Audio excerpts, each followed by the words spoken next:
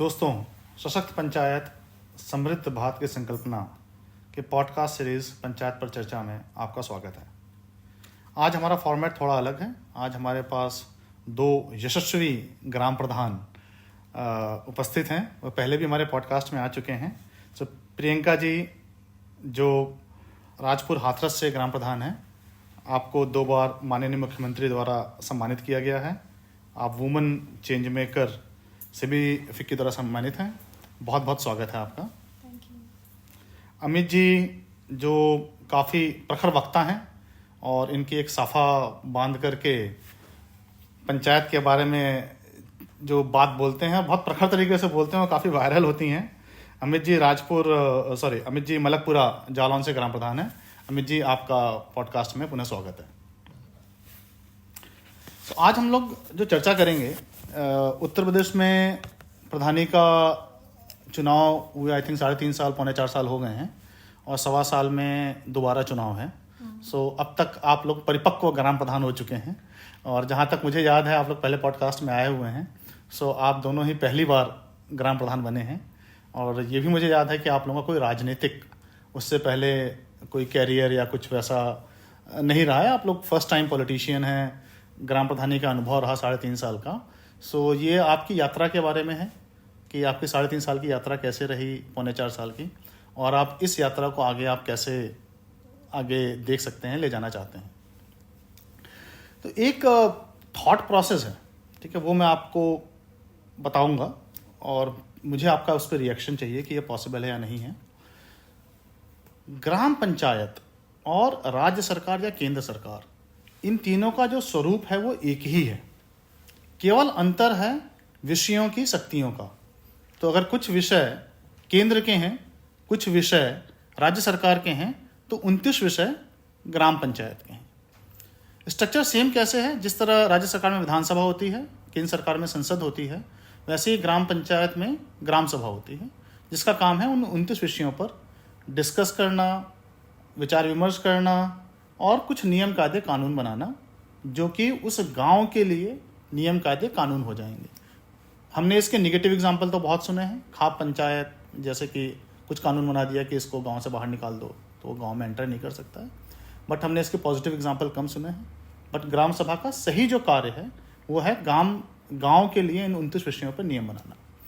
जिस तरह केंद्र राज्य सरकार में डिपार्टमेंट और मंत्रालय होते हैं, वैसे ही ग्राम पंचायत में स्थायी समितियों का प्रावधान है। 10 स्थायी समितियाँ, शिक्षा, स्वास्थ्य, पर्यावरण, आपका इंफ्रास्ट्रक्चर कमेटी, निर्माण समिति, जल प्रबंधन समिति, प्लानिंग, फाइनेंस एंड कोऑर्डिनेशन, इस तरह के 10 समितियों का प्रावधान है। इन 10 समितियों का मान सकते हैं कि ये 10 डिपार्टमेंट हैं स्टेट गवर्नमेंट या सेंट्रल गवर्नमेंट के तर्ज पर। जिस तरह मिनिस्टर होते हैं इसके, ऐसे ही आपके यहाँ पंचायत में वार्ड मेंबर हैं, वो इलेक्टेड होते हैं। एक पंचायत में 10 से 15 वार्ड होते हैं, तो आपके पास उतने वार्ड मेंबर हैं। तो ये वार्ड मेंबर इन समितियों के एक तरह से मिनिस्टर हो गए। जो आपके पास ब्यूरोक्रेट हैं, जो लोग भी वहाँ पे काम करते हैं, वो एक तरह से सचिव हो गए। तो इस तरह से सारे डिपार्टमेंट हो गए जिनको अपने मिनिस्टर मिल गए और अपने सचिव मिल गए। उसके बाद जो पंचायत सचिव है उसको हम मान लेते हैं कि वो राज्य सरकार का मुख्य सचिव है। जो चीफ सेक्रेटरी हो गया, वैसे ही पंचायत सचिव हो गया। और जो राज्य सरकार का मुख्यमंत्री है या देश के प्रधानमंत्री हैं, वो पंचायत में आप ग्राम प्रधान, आप मुख्यमंत्री या प्रधानमंत्री हैं। तो एक ऐसा मेरे को लगता है कि स्वरूप हमारे संविधान में पंचायत का सोचा गया था और इसकी जो सोच है वो राष्ट्र के आपके राज्य के पंचायती राज एक्ट में भी हर जगह हमको दिखती है। बट ये स्वरूप कभी भी लागू नहीं हो पाया इस तरीके से, ठीक है। इसके क्या कारण हो सकते हैं? ऐसा क्यों है कि ये जो स्वरूप है, जो सोचा गया, ये लागू नहीं हो पाया? देखिए, जो मुझे लगा या मुझे लगता है, अगर हम केंद्रीय सरकार या राज्य सरकार की तुलना ग्राम सभा से करते हो, अगर वहाँ कोई मंत्री या कोई कर्मचारी काम नहीं करता है तो उसके खिलाफ सख्त कार्रवाई कौन करता है? फर्स्ट पर्सन कर सकता है। लेकिन जब हम ग्राम सभा की बात करते हैं तो ग्राम सभा में जितने भी हम, चाहे वो मिनिस्टर्स हों या मैं अपने वार्ड मेंबर्स बताऊं, या हमारे सचिव हो, या हमारे जितने भी जो हमें सरकारी सहायता मिलती है, जैसे लेखपाल हो गए या फिर और भी दूसरे जो भी आशा हैं, आंगनबाड़ी हैं, या जितने भी हमारे सरकारी सहयोग मिलते हैं हमें, हम उनके खिलाफ अगर वो हमें सहयोग नहीं कर रहे हैं या हमारे हिसाब से कार्य नहीं कर रहे हैं तो हम उनके खिलाफ कोई कार्रवाई नहीं मैं कर आपको सकते। एक चीज़ बताऊंगा, जैसे कि मुख्यमंत्री भी ये कंप्लेन करते हैं कि जो IAS ऑफिसर हैं इनका अपॉइंटमेंट UPSC करता है और ये कंट्रोल्ड बाय सेंट्रल गवर्नमेंट होता है। तो काफ़ी मुख्यमंत्री भी, जैसे आप अपने राज्य सरकार के लिए बोल रहे हैं, काफ़ी मुख्यमंत्री ये सेम चीज़ IAS के लिए बोलते हैं। कितने IAS के लिए बोलते हैं? ज़्यादातर के लिए वो कहते हैं कि हमको सस्पेंड करना हो तो हमको इसकी अनुशंसा जो है राज्यपाल से लेनी पड़ती है, और राज्यपाल जो है वो सेंट्रल गवर्नमेंट के अंडर में आता है, तो हम चाह करके एक IAS ऑफिसर को सस्पेंड ही नहीं कर सकते हैं। तो कोई तो ऐसा अधिकार होता है ना, लेकिन फिर भी केंद्र सरकार या राज्य सरकार कुछ तो ऐसा अधिकार वो अपने पास में रखते हैं कि ठीक है, अगर ये है तो हम इनको काम करने की क्षमता देते हैं, या हम इनसे लेते हैं, या हम इनको किसी और को शिफ्ट कर देते हैं। कुछ तो पावर अपने पास में रखते हैं, हमारे पास में वो पावर नहीं होती है। मतलब वैसे कहने को हमें दी गई है वो पावर, लेकिन जब हम ग्राउंड पे काम करते हैं तो वो पावर नहीं होती है। अगर लेखपाल को हम 10 बार बुला रहे हैं, लेखपाल नहीं आ रहे हैं, तो हम मतलब चलो जो सशक्त है वो बात कर सकते हैं। सबसे जैसे कि हम लोग बोले कि अगर देश में, राज्य में विधानसभा ना हो और विधानसभा का डिस्कशन ना हो, बैठक ना हो, तो हम मुख्यमंत्री को तानाशाह बोलेंगे। तो मैं तो कहता हूँ ग्राम प्रधान भी तानाशाह है इस देश में। जब ग्राम सभा ही नहीं करते हैं तो तानाशाही है। वो तो कौन सा पब्लिक की वॉइस रिप्रेजेंट कर रहे हैं। तो जब तक ग्राम सभा नहीं है तब तक तो प्रधानी की तानाशाही है। और मैं तानाशाह को शक्ति क्यों दूं? तानाशाह को अगर मैं राज्य कर्मचारियों की शक्ति दे दूंगा तो और बड़ा तानाशाह बन जाएगा। दरअसल ये ना होने के पीछे एक बहुत बड़ा कारण ये है, जो सोच का है उसमें ये सोच है कि कोई भी अपने अलावा किसी को शक्तियां नहीं देना चाहता है जी। सब कुछ हर किसी को लगता है कि मैं ही हूँ, सारी ब्रह्मांड की विशेषज्ञताएं, सारी शक्तियां मुझ में ही होनी चाहिए, न मेरे बाद कोई हुआ है न मेरे समांतर कोई होगा। यही हाल राज्यों में होता है और यही हाल ग्राम पंचायतों में है। अक्सर ग्राम पंचायतों का एक मसला आता है कि वो राज्यों से शक्तियां मांगते हैं, लेकिन फिर पंचायत में प्रधान उन शक्तियों को, पंचायत मीन्स प्रधान अपना स्वयं बना लेना चाहते हैं। ये वही जो, अगर वो विकेंद्रीकरण आप चाहते हैं, ऐसे ग्राम प्रधान अगर मैं विकेंद्रीकरण चाहता हूं तो फिर मुझे भी बिल्कुल उसी खुले मन से शक्तियों को, जो हमारे सदस्य हैं, वार्ड मेंबर्स हैं, उनको भी हमें देने से गुरेज नहीं करना चाहिए। लेकिन बात यहाँ पर अटक जाती है कि पहले क्या होना चाहिए। पहले पंचायतों को सशक्त किया जाना चाहिए कि अभी जो वर्तमान में अभी जो शक्तियां थोड़ी बहुत हैं उनमें भी विकेंद्रीकरण हो जाए, तो फिर तो ग्राम पंचायतें या प्रधानों के पास कुछ बचेगा ही नहीं। तो प्रधानों का मसला सिर्फ इतना है कि पहले आप ग्राम पंचायतों को मजबूत कर दीजिए। हम बिल्कुल मना नहीं कर रहे हैं शक्तियां सदस्यों को देने के लिए, और बिल्कुल वैसे ही चलना चाहिए जैसे आप कह रहे हैं।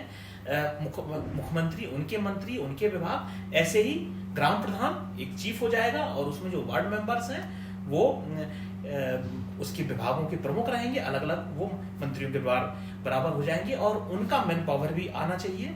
वो भले ही ग्राम पंचायतों के पास ये अधिकार होने चाहिए कि वो जरूरत पड़ने पर अपने कर्मियों की नियुक्ति कर सकें।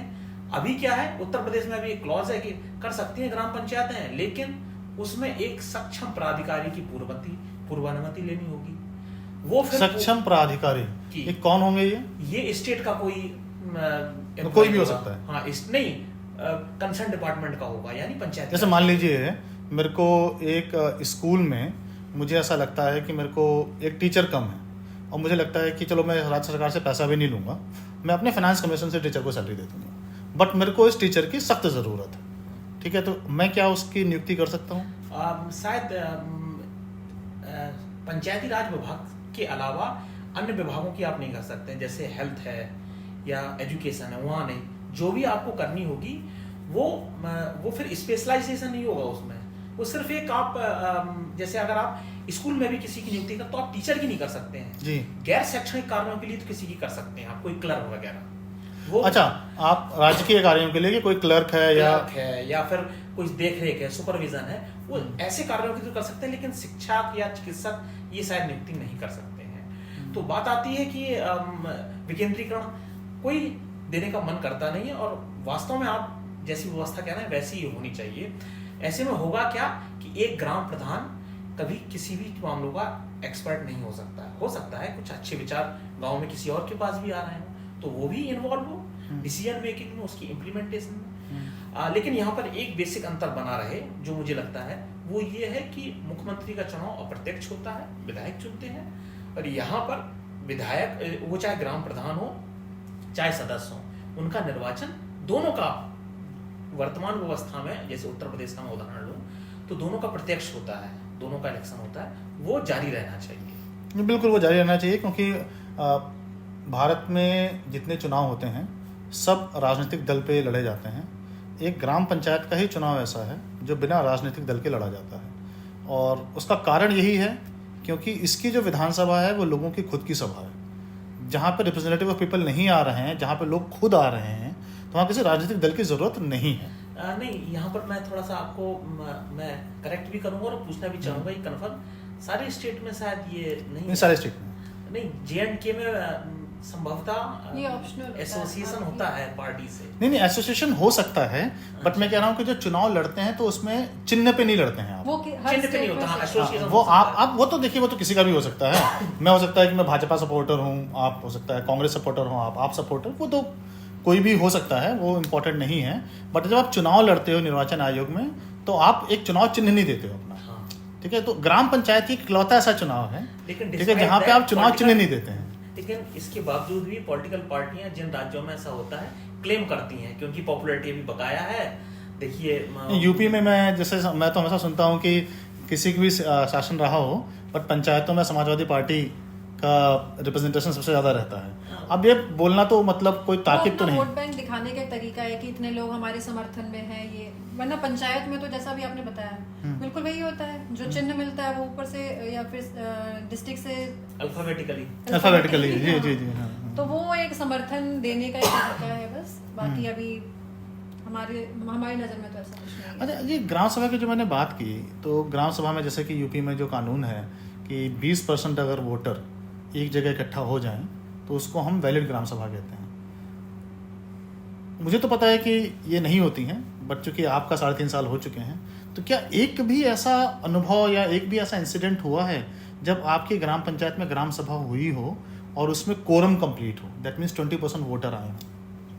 ये तो बहुत मुश्किल होता है, बहुत मुश्किल होता है। तो ये कानूनी गलत है या मतलब इस कानून को बदल देना चाहिए, क्या करें मतलब जो इसको सॉल्व करने के लिए? कानून अच्छा सोच के बनाया था ताकि क्योंकि जैसा अभी इन्होंने बताया या सब जानते हैं कि जो प्रधान है उसका चयन करने वाले वहाँ के लोकल है, एक इंसान चयन कर रहा है अपना प्रधान। तो जब उसको एक इंसान खुद सेलेक्ट कर रहा है तो वो चाहेंगे कि जो भी गांव के विकास में काम हो रहा है उसमें ज़्यादा से ज़्यादा लोग भागीदारी कर सकें। 20% इसीलिए रखा गया होगा कि ये बहुत एक छोटा नंबर है जो लोग आ सकते हैं, इकट्ठा हो सकते हैं ओवरऑल जितने भी वोटर है उसमें से।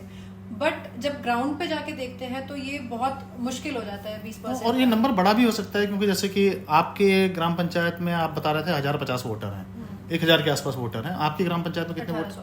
1800 वोटर। तो हम 1000 से 2000 मान लें, 20% का मतलब हो गया कि आपको 200 वोटर चाहिए ग्राम सभा करने के लिए, आपको 400 लोग चाहिए ग्राम सभा करने के लिए। 18 मतलब मोटा 400 लोग चाहिए।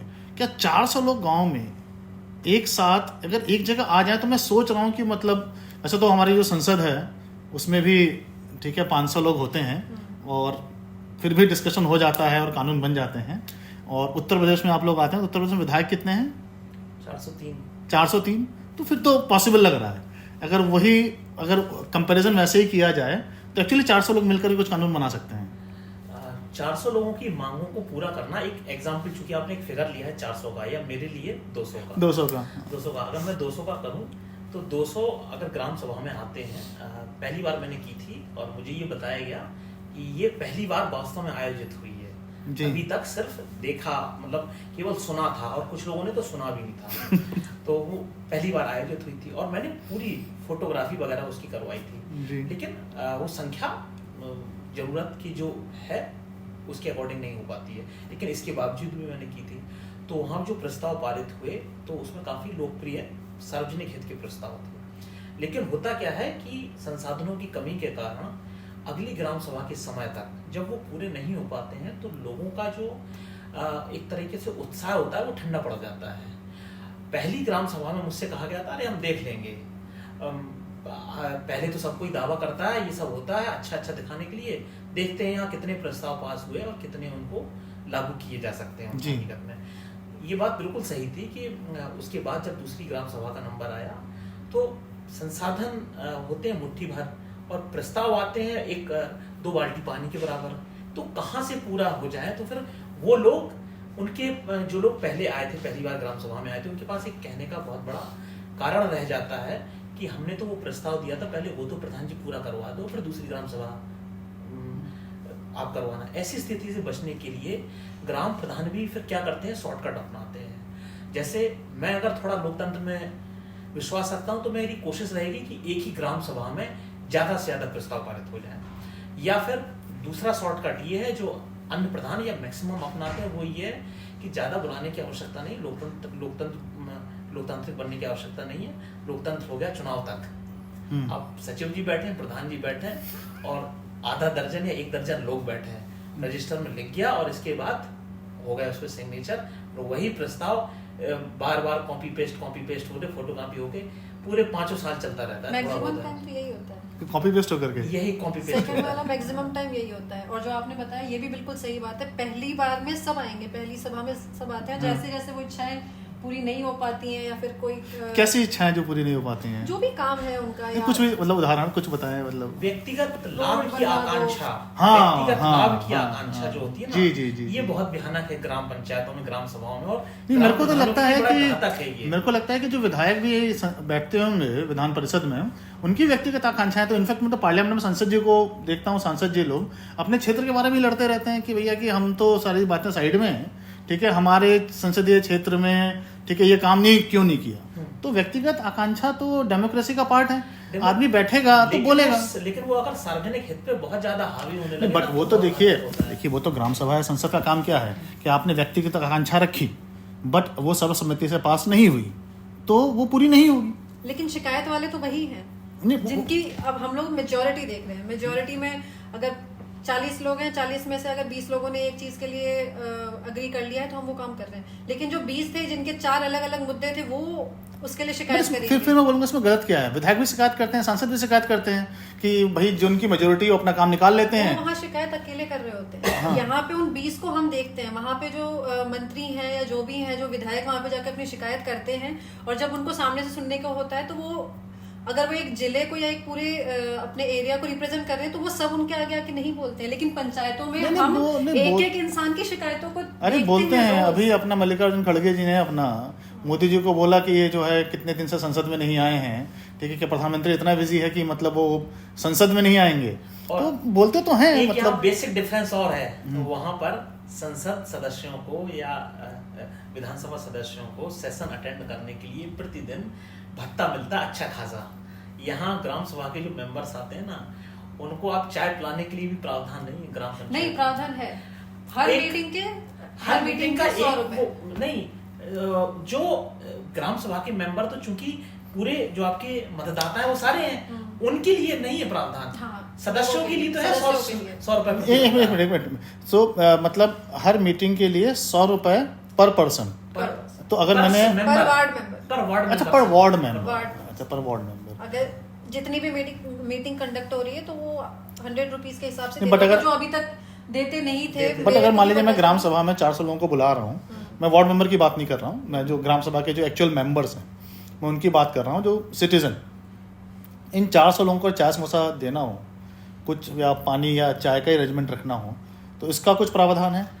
वो एक जनरल आप खर्च दिखा के, फाइनेंस कमीशन का पैसा तो है, वो जनरल खर्च दिखा के आप चाय बिस्किट मंगा सकते हैं। लेकिन आजकल जो माहौल बन गया है ना, वो चाय बिस्किट में कोई नहीं आता है। जब व्यक्तिगत लाभ जब पीक पर होता है, तब भी मैं आपको एक उदाहरण देता हूँ। मैं रुकूंगा। देखिए, जो व्यक्तिगत लाभ वाला है, इसका मेरा कॉन्ट्रेरी एग्जाम्पल है। मैं एक शायद कर्नाटक में या कहीं रूरल बेंगलुरु के ग्राम प्रधान जी थे, उनसे बात कर रहा था।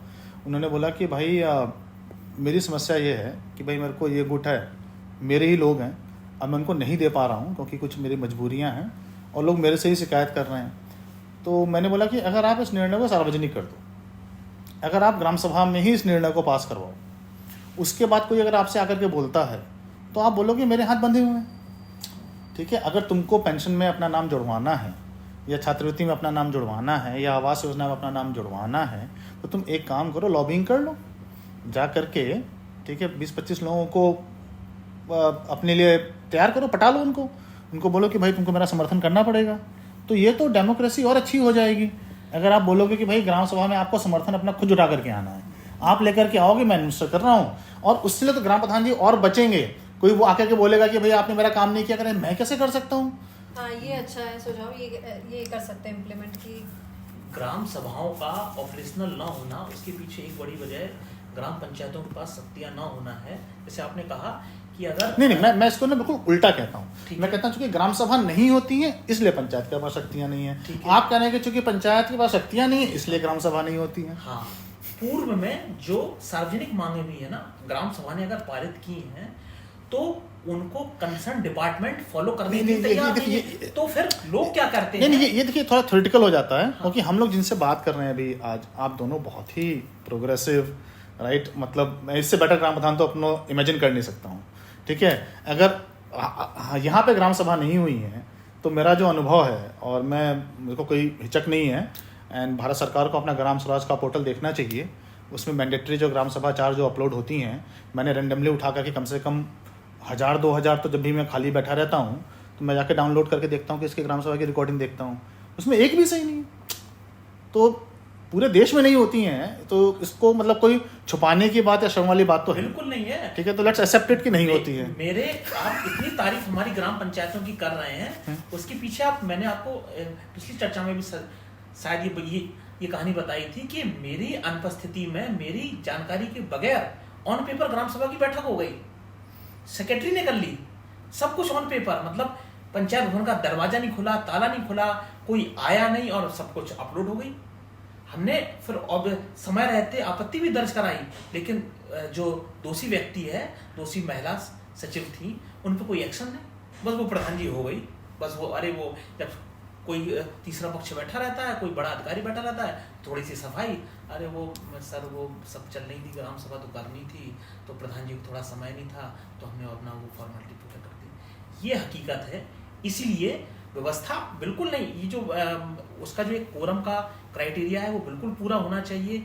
एक बार में अगर नहीं हो रही है तो फिर दूसरे का प्रोविजन है, उसमें फिर ये गणपूर्ति का भी प्रोविजन हट जाता है कोरम पूरा करने का। फिर जी हाँ, अगर आप दोबारा कॉल करेंगे, लेकिन वो बहुत जरूरी है, क्योंकि लोगों को ये एहसास होना चाहिए कि वास्तव में हमारी सरकार है, नीति निर्णय में, शिकायत निवारण में हमारी सुनी जानी चाहिए, हमारी बात होनी चाहिए। अगर नहीं है तो फिर ग्राम प्रधान और पूरी पंचायत को उत्तरदायी ठहराया जाना चाहिए। इसलिए ही लोकतंत्र को सशक्त करने वाली मूल सिद्धांत और व्यवहार में भी यही होना चाहिए। अच्छा, अगर अगेन मैं इसको कोरिलेशन को बार बार यूज़ करता रहूँगा, अगर किसी राज्य में कंटिन्यूअस विधानसभा न हो साल या 2 साल तक, तो क्या होगा? बिना जवाबदेही वाला लोकतंत्र होगा, और फिर वो लोकतंत्र नहीं कहलाएगा। और केंद्र सरकार करेगी क्या? प्रेसिडेंट लागू कर देगी, राष्ट्रपति शासन लग जाएगा, और पूरी डोर प्रशासन की केंद्र सरकार के पास चली जाएगी। मैं ग्राम सभा नहीं हो रही है तो राज्य सरकार ने एक तरह से प्रेसिडेंट लागू कर दिया है, और सारी शक्ति राज्य सरकार ने अपने हाथ में ले ली है। पर कहने को तो दे रखी है, या तो ले ही ले पूरा या तो पूरा ले लो, ताकि हमें या दूसरों को भी तसल्ली रहे कि प्रधान जी ये कर सकते हैं नहीं कर सकते हैं। कहने को वो एक होता है ना कि वो ला के दिखा देते हैं कि हाँ ये रहा आपका, ये लेकिन हम देंगे नहीं, ये आपका है हम देंगे नहीं। तो ये वाली चीज होती है कि पावर तो सब कुछ है प्रधान जी के पास में, प्रधान जी नहीं करना चाह रहे हैं। प्रधान जी के हाथ जो बंधे हुए हैं वो कोई नहीं देखता। कैसे बंधे हुए हैं? मैं यही बोलूँ, अगर केवल मैं मुझे क्षमा की जगह एक ही बार पे चिपके रहने के लिए, ग्राम सभा करवाने के लिए प्रधान जी के हाथ कैसे बंधे हुए हैं? बंधे हुए ऐसे हैं, देखिए क्या होता है कि हम खुद जब कोई भी कार्य करवाने के लिए हम प्रस्ताव पारित करते हैं तो वो जाता तो डिपार्टमेंट में ही है, आगे जाके करवाना हमें उनसे है जो डिपार्टमेंट में है, जो भी एलिजिबल है। जब वो वहां से सपोर्ट नहीं करेंगे, उनकी कंडीशंस डिमांड्स आप मेरे से अग्री करेंगे कि वहां पे उनकी जो अलग डिमांड्स चलती हैं वो पूरा नहीं कर सकता है प्रधान। या तो काम करवा सकता है उन फंड्स का, और या तो वो कमीशन दे सकता है। अगर मैं बिल्कुल स्पष्ट शब्दों में कहूँ, या तो कमीशन दे सकता है या क्वालिटी काम करवा सकता है। अगर प्रधान दोनों काम कर रहा है तो वो क्वालिटी वर्क हो ही नहीं सकता है। ये उस पे ये सबसे बड़ी परेशानी आ जाती है। बहुत बड़ी इसका जो कारण है वो ये है कि ग्राम सभा जो मांगे करती है उसको इम्प्लीमेंट करवाने की सारी अथॉरिटी ग्राम पंचायतों के पास नहीं है। वो फिर उसकी मशीनरी राज्य मशीनरी पर निर्भर करती है, और राज्य मशीनरी ग्राम प्रधानों के अधीन ना होकर पूरी तरह स्वतंत्र है, और जब उनकी मर्जी होगी। देखिए उसमें तो क्या है कि हमारे दिल्ली के मुख्यमंत्री हैं केजरीवाल जी, ठीक है, वो जब भी काफ़ी टाइम तक बोलते रहते हैं कि भाई मोदी जी नहीं करवाने दे रहे हैं, मैं तो करना चाहता हूँ। ममता दीदी बोलती रहती हैं मोदी जी नहीं करवाने दे रहे हैं। इनफैक्ट जब मोदी जी गुजरात में थे तो मोदी जी बोलते थे कि मनमोहन सिंह जी नहीं करवाने दे रहे हैं। ये तो लोकतंत्र का मतलब मेरे को लगता है कुछ स्वरूप ही ऐसा है। केंद्र राज्यों के बीच में तो थोड़ी सी शक्तियों का विभाजन स्पष्टता दिखता भी है। राज्य और पंचायतों की भी शक्तियों का विभाजन जो है ना, लेकिन कोई मान्यता हमारे संविधान में ऐसा कुछ नहीं है, बट हम लोग ने इसको ऐसा बना दिया। अच्छा, एक बात है, जो भी फाइल्स जाती हैं डिपार्टमेंट में, अगर हम ऑर्डर्स देखें या फिर जो रूल बुक अगर देखें तो कुछ का टाइम तय है कि आपको ये 15 दिन के अंदर, अगर कोई शिकायत है तो आपको 2 हफ्ते के अंदर ये खत्म करना है। अगर कोई फाइल आ रही है आपके पास में तो आपको इतने दिन के अंदर वो फाइल आगे प्रोसीड कर देना है। जब नहीं होता है, प्रधान बार बार चक्कर काट रहा है, जबकि ये प्रधान का काम नहीं है बार बार चक्कर काटवाना, सचिव का काम है। सचिव का काम है। प्रधान जी आते हैं, प्रधान जी बात करेंगे, सारी बातें तय होंगी। तो ये सारी कौन सी बातें तय होती हैं? वो जो 2 हफ्ते या 3 हफ्ते फाइल उतने दिनों में आगे बढ़ जाना चाहिए था, अगर वो नहीं बढ़ रहा है तो इस पे कार्रवाई क्यों नहीं होती है? सवाल क्यों नहीं पूछा जाता है? डॉक्यूमेंट सारे पूरे होने के बाद में सारे दस्तावेज पूरे होते हैं, लेकिन फाइल आगे नहीं बढ़ती है। देखिए भारत में 100 करोड़ लोग ग्राम पंचायत में रहते हैं। 2,78,000 पंचायत हैं भारत में, 100 करोड़ लोग। अगर आप वोटर पॉइंट ऑफ व्यू से देखें तो हमारा 40 से 45 करोड़ वोटर जो है ग्राम पंचायत में रहता है। तो मेरे को लगता है कि ग्राम प्रधान नहीं, विधायक और सांसद सब कुछ ग्राम सभा ही चुनती है कलेक्टिवली। अगर ग्राम सभा बार बार होती है और वो अपनी डिमांड रखती है और विधायक जी और सांसद जी को पता चलता है राज्य सरकार के थ्रू या केंद्र सरकार के थ्रू कि ये जो लोग हैं निरंकुश हैं, ठीक है, नहीं सुनते हैं हमारी बात चिट्ठीबाजी के बाद भी, और ये अब चिट्ठी प्रधान जी की नहीं है। प्रधान जी तो जो ग्राम सभा का जो एक मत है उसके एक मैसेंजर है, वो दे रहे हैं। आप नहीं सुन रहे हो तो यही जनता को आपको फेस करना है विधानसभा चुनाव में, इसी जनता को आपको फेस करना है अगले संसद के चुनाव में, लोकसभा के चुनाव में आप फेस करना, ठीक है। मैं तो आपका लास्ट में इलेक्शन से 6 महीने पहले जब प्रचार प्रसार शुरू होता है तो सारी नाराजगी दूर कर दी जाती है, प्रधानों की, लोगों की, बिल्कुल ग्राउंड की जो बातें हैं मैं वो बता रही हूँ। जी। मैं मतलब ऐसे शुगर कोटेड कोई बात नहीं करूंगी। 6 महीने पहले आते हैं, 6 महीने पहले, हाँ जी अपनी शिकायत बताओ, अरे ये सड़क ये ठीक है 50 मीटर दे दो, इंटरलॉक दे दो, ये यहाँ पे प्रधान जी भी खुश, लोग खुश, हाँ विधायक जी ने ये दिया, सांसद जी ने ये दिया। और वो 4 और 4.5 साल वो लोग कहाँ थे, क्या कर रहे थे? रिबन काटने के अलावा कुछ और कर रहे हो तो बता दो। जो बड़े बड़े काम हैं, जो वाकई बहुत बड़े बड़े काम हैं, जिसमें ज्यादा फंड लग रहा है, उस तरफ उनका अपना जो मतलब क्लियर होते हैं, हाँ ये बड़े काम है, यहाँ पे हम कर सकते हैं। लेकिन जो पंचायतों के छोटे छोटे काम है, जो उनके मतलब उनके लिए वो धनराशि कुछ है भी नहीं, लेकिन पंचायत में अगर वो काम करवा रहे हैं तो एक बहुत बड़ा इम्पैक्ट छोड़ेगा जी। पर उसमें उनका इंटरेस्ट नहीं होता है। लेकिन वही सड़क बन गई और हम उन्हीं विधायक जी को और सांसद जी को रिबन काटने के लिए बुलाएंगे तो बड़े खुश होकर आते हैं। उन्हें अपना वोट बैंक दिखता है, उन्हें फंड नहीं लगाना है, वोट बैंक चाहिए उन्हें। इस बार आम चुनाव से पहले लोगों को मोबिलाइज करने के लिए गांव-गांव में विकसित भारत संकल्प यात्रा निकाली गई, आयोजन किए गए। उसमें जनता को क्या कह के बुलाया गया कि आइए पंचायत भवन पे आइए, शाम को कार्यक्रम है और आवास और शौचालय की सूची बन रही है।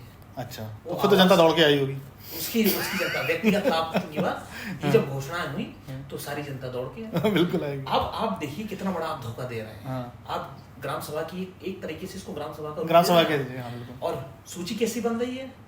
अच्छे से हो गया, बिस्लरी की बोतल बंद पानी आया, जिसको कहा जाता है कि सिंगल यूज प्लास्टिक मुक्त करना है। गांव में जो शुद्ध पानी है वहां पर बोतल बंद आया, और अच्छा से काजू किशमिश और फल मेवे वो सब आई, और इसके बाद रंगीन टेंट, सब कुछ अच्छा हुआ, रंगीन रंगीन रंगीन, भारत विकसित हो गया, संकल्प हो गया, फोटो हो गई। इसके बाद सूची कैसे बनेगी? जनता बैठी हुई है हाँ, अभी, सबको सुन रही है जनता, बोर भी हो रही है, लेकिन क्या करेगी? तो सूची बन रही है, अभी अभी आवास में ले जा रहे हैं, सूची कैसे बन रही है? जो मुख्य अतिथि थे वो चले गए, अब सूची बन रही है। तो सचिव ने कहा या किसी एक व्यक्ति ने, चलो हाँ सूची बन रही तो लाइन में लग जाओ, तो लाइन में लग गए। वो सूची किसी रफ नोटबुक में बन गई, नाम लिख लिए गए, और जैसे ही उसका टेंट समटा, वो कॉपी का पन्ना फाड़ के उसी में चला गया। उस सूची का आज तक क्या हुआ कहीं कुछ पता नहीं है। ऐसे आप जनता को जब बुलाएंगे तो वो वास्तव में ग्राम सभा की बैठक में क्या आएगी? वो जब जिस आप पे पंचायत की विश्वास- जनता है वो प्रधान जी से पूछती है कि वो जो सूची बन के गई थी वो विकसित उसका क्या नहीं- करना है। अब जवाब देना है प्रधान जी को। हाँ। तो अब आप ये सोचिए, अब वो जो मंत्री विधायक सांसद आए थे जो वहां पे जाके विधानसभा में अपनी बात रखते हैं, वहां जाके ये बातें नहीं बोलेंगे कि साहब हम इतनी पर्ची अच्छा, एक मेरा बहुत ही एक रेडिकल सा एक आइडिया था, पता नहीं कितना प्रैक्टिकल है। आप लोग तो ज़मीन पे काम कर रहे हैं, मैं तो दूर बैठा हुआ हूँ, मैं तो बस आप जैसे लोगों से मिल लेता हूँ। तो एक रेडिकल सा आइडिया था, और मेरा यह था कि भाई ऐसे कुछ ग्राम सभा रेगुलर की जाएँ, और चुनाव से पहले या एक साल पहले, जैसे कि अभी हमारे उत्तर प्रदेश में समय है, कुछ ऐसी ग्राम सभाएँ की जाएँ जिसमें एक रेजोल्यूशन पास हो। रेजोल्यूशन पास ये हो कि भाई अगर ये चीज़ें अगर नहीं हुई या ये शक्तियाँ नहीं दी, तो भाई एक रेजोल्यूशन हम ये भी पास कर रहे हैं कि हम वोट नहीं देंगे। ठीक है, थोड़ा सा ये नक्सलिज्म की तरफ जाता हुआ दिखेगा कि हम उस पर नहीं कर रहे हैं, बट हम उसको एक अलग तरीके से कोट कर सकते हैं कि भैया कि जो करंट राज्य सरकार को हमें पावर देनी है, राज्य सरकार होता क्या है, जो विधायक हैं सारे के सारे मिल करके वही विधानसभा बनाते हैं। अगर सारे विधायक मिल करके चाहें तो डिवोल्यूशन ऑफ पावर हो सकता है, शक्तियाँ मिल सकती हैं।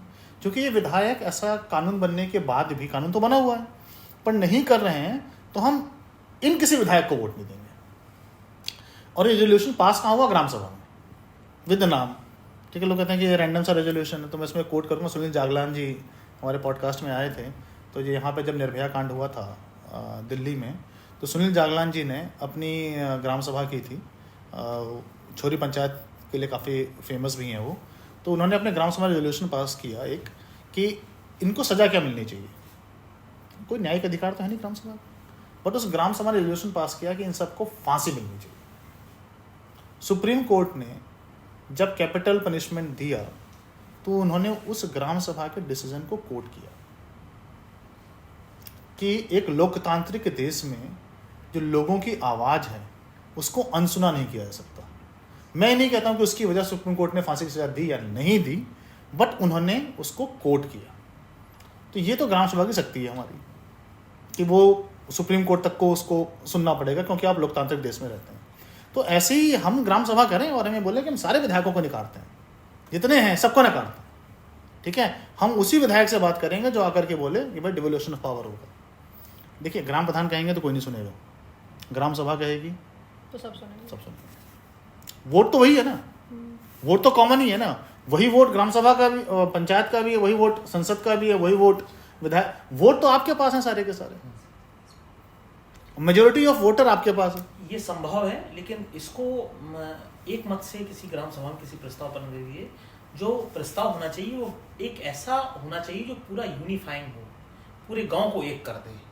कोई ऐसा जनरली ऐसा होता क्या है कि कोई एक मसला जब मिलता नहीं है और आप कई मसलों को एक साथ लाके ये डिमांड करते हैं, तो फिर राज्य सरकार या जो लोकल एडमिनिस्ट्रेशन होता है वो भी इसकी काट निकालते हुए, मान लीजिए आपने 5 कोई मसले रखे कि 5 पूरे नहीं तो वोट नहीं, तो 5 में से वो एक आध दो तो कर देगा और फिर कहेगा देखिए। मैं तो इसको मतलब मैं इसको हर बार यूज़ करने को नहीं कह रहा हूँ। ये जैसे कि हमने रिपीटेटिवली काम किया और एक हमें एक रिपीटेटिव वो मिला कि मतलब कोई किसी को फ़र्क नहीं पड़ रहा, हम बार बार कलेक्टर साहब के पास जा रहे हैं, विधायक साहब के पास जा रहे हैं। इसको हम लोग ऐसे फर्स्ट वेपन यूज़ करने की बात नहीं कर रहे हैं।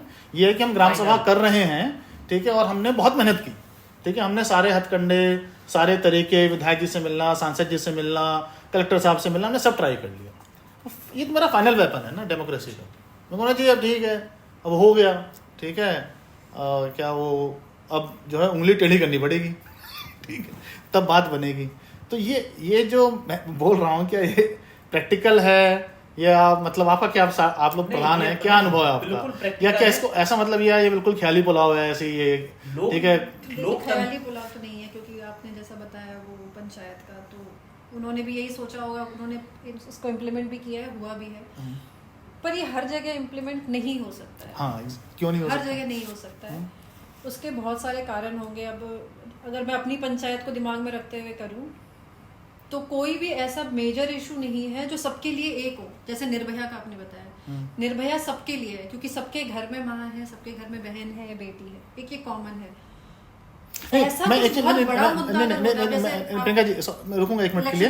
रीजन बीइंग क्योंकि वहां पे ग्राम सभा पहले से होती थी तो उसमें रिजोल्यूशन पास हुआ। ऐसा नहीं कि इसके लिए ग्राम सभा बुलाई गई, समझिए, दो बातें अलग अलग हैं। वहां पे ग्राम सभा रेगुलरली होती थी तो एक ग्राम सभा में ये भी प्रस्ताव पास कर दिया गया। नहीं तो वो तो आप उठा के देखिए, वो तो हर पंचायत में ग्राम सभा हो रही होगी, आप डेटा देखिए। मैंने आपसे लास्ट पॉडकास्ट में भी कहा था, डेटा सच नहीं बताते हैं। डेटा कुछ हद तक बता सकते हैं। नहीं डेटा तो झूठ बताते हैं, मतलब सच क्या, मतलब डेटा बिल्कुल सच बताते हैं। मैं कहता हूँ भारत सरकार ने ग्राम स्वराज पोर्टल बना करके बहुत अच्छा काम किया, क्योंकि डेटा उसमें सारा अवेलेबल है। तो अब तो ये भी नहीं बोल सकते डेटा झूठ बताते हैं। वहीं पे पड़े हुए हैं, वहाँ पे देखो आप मिनट्स ऑफ मीटिंग उठा करके ग्राम सभा के, उसमें सिग्नेचर ही जो है किसी में 15 है, किसी में 16 है, किसी में सिग्नेचर ही नहीं है। तो ये चीज़ें डेटा, इसलिए मैं ज़्यादा डेटा पे बिलीव नहीं करती हूँ। हाँ, जो एनालिस्ट होते हैं वो बहुत करते हैं बिलीव कि नहीं हम तो डेटा पे सब कुछ करते हैं, बट ग्राउंड पे अगर काम कर रहे हैं तो ग्राउंड पे काम करने वाला मैं तो देख चुकी हूँ। तो सभा हो सकती है, नहीं हो सकती, कारगर हो सकती है ब्रह्मास्त्र के रूप में। ब्रह्मास्त्र, अच्छा, और कुछ ऐसी चीज हो जो बिल्कुल कॉमन हो सकती है, यूनिफाइंग हो, कोई एक ऐसा कॉमन इशू हो जो यही यूनिफाइंग कर लेते हैं कि पंचायत का सशक्तिकरण, इस पे तो ग्राम सभा कर ही सकते हैं कम से कम। अच्छा, अब इस पे आप क्या रखेंगे रिजल्ट? मान लीजिए आप हमें या तो पूरी शक्तियां दीजिए या आप इसको ले लीजिए, क्या मतलब कैसे कर सकते हैं? नहीं, मैं ये बोलूँगा कि भाई मैं उसमें कोई एक मुद्दा उठाऊंगा और उस पर हम लोग अपने शिक्षा पे आते हैं। जैसे हमारी शिक्षा का ही विषय है, अब मैं किसी चीज़ को लेकर, शिक्षा को लेकर बहुत परेशान हूँ, और ये मेरे को ऐसा विषय लगता है कि जितने भी मेरे मेंबर हैं ग्राम सभा के, सब लोग इससे इम्पैक्टेड भी हैं क्योंकि उनके बच्चे स्कूल में जाते हैं। मैं कहता हूँ आओ एक काम करते हैं कि रेजोल्यूशन पास करते हैं कि इस टीचर को सस्पेंड किया जाए या इसकी इस महीने की सैलरी रोक दीजिए। ठीक है, मैंने रेजोल्यूशन पास किया, एक ऐसा मुद्दा है जिससे कि मैं सबको कनेक्ट भी कर सकता हूँ। ठीक है, और लोगों ने बोला कि हाँ ये तो बिल्कुल ठीक है, और मैंने रेजोल्यूशन पास करके ग्राम सभा से पंचायत सचिव का सिग्नेचर, ग्राम प्रधान जी की सहमति, और मैंने जा करके state government education department district magistrate को भेज दिया, इसको सस्पेंशन करके ग्राम सभा को बताने का कष्ट करें। अब यहाँ पे प्रधान जी नहीं कह रहे हैं, ग्राम सभा कह रही है। ठीक है, और आपको नकारना है तो आप वॉइस ऑफ डेमोक्रेसी को नकार दीजिए, आप नकार दीजिए, अगले दिन आप हाई कोर्ट में चले जाइए, स्टे मिल जाएगा। ये तो पॉसिबल ही नहीं है ना, ये तो कानूनन हक है आपका। ये आप भी बहुत कुछ सिखा रहे हैं ये संभव है, लेकिन गांव की ये एक बहुत दुर्भाग्य है कि हमारी जो सोसाइटी है ना, उसका इस लेवल तक डिग्रेडेशन हो चुका है कि जब आप उन्हीं के बच्चों की बेहतर शिक्षा के लिए ये प्रयास करेंगे ना, इतना सब कुछ प्रक्रियात्मक आप पूरी करेंगे चीज़ें, उसमें भी आप पर सवाल उठाने वाले इतने लोग आ जाएंगे और बाईपास से तुरंत कहेंगे अरे ग्राम सभा, अब वो तो नाम है ग्राम सभा की मांग थी, ग्राम सभा में तो 50 लोग थे, भले ही वहाँ पे 500 हो, लेकिन वो दूसरा पक्ष कहेगा अरे वो 50 लोग थे। और हकीकत तो ये प्रधान जी की हेडमास्टर से पढ़ती नहीं। नहीं, मैं देखिए ई ग्राम स्वराज पोर्टल में आपको वीडियो रिकॉर्डिंग भी अपलोड करनी होती है। मुझे काफ़ी तक मालूम पड़ा कि काफ़ी ग्राम प्रधानों को पता भी नहीं है कि उनके पंचायत सचिव, ठीक है, साल के 4 वीडियो रिकॉर्डिंग अपलोड करते हैं। ठीक है, वो तो जो ई ग्राम स्वराज पोर्टल देखेगा उससे पता चलेगा कि हर ग्राम पंचायत की 4 वीडियो रिकॉर्डिंग तो है ही ग्राम सभा की। क्यों? क्योंकि आई थिंक एक वो नियम आया था कि केंद्र सरकार लेकर के आई थी कि अगर मिनिमम 4 ग्राम सभा नहीं होंगी तो 15वें वित्त आयोग का पैसा नहीं दिया जाएगा। तो इसलिए वो खाना पूर्ति अब होने लगी कि अब वो 4 रिकॉर्डिंग तो अपलोड होती हैं। तो सचिव जी शायद प्रधान जी को बताते हैं, नहीं बताते हैं, उससे कोई फर्क नहीं पड़ता, तो सचिव जी अपलोड कर रहे हैं। ठीक है, भारत के 2,78,000 ग्राम पंचायतों की सबकी 4 रिकॉर्डिंग मिनिस्ट्री ऑफ पंचायती राज के ग्राम स्वराज पोर्टल पे अवेलेबल है। तो आपने बोला डेटा, यहाँ डेटा बिल्कुल झूठ नहीं, बिल्कुल डेटा सच पड़ा हुआ है। मतलब ये ऑडेसिटी है ठीक है कि वो रिकॉर्डिंग करप्टेड है और जो मिनट्स हैं, एजेंडा हैं, उसमें 20-25 लोगों के साइन हैं, अब कुछ रैंडम से ऐसे कुछ भी बिंदु लिखे हुए हैं।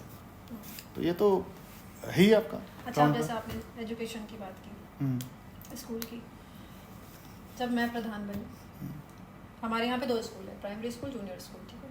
तो जूनियर स्कूल की हालत बदतर मान लीजिए आप, छत गिर रहा है, ठीक है, पानी भर रहा है बारिश में, बच्चे वही पानी क्रॉस करके फिर अपने क्लासरूम में जा रहे हैं, और बहुत बहुत बुरी स्थिति थी रोड स्कूल की। स्कूल बने हुए कितना टाइम हुआ था? 13 से 15 साल बस, सिर्फ इतना ही टाइम हुआ था।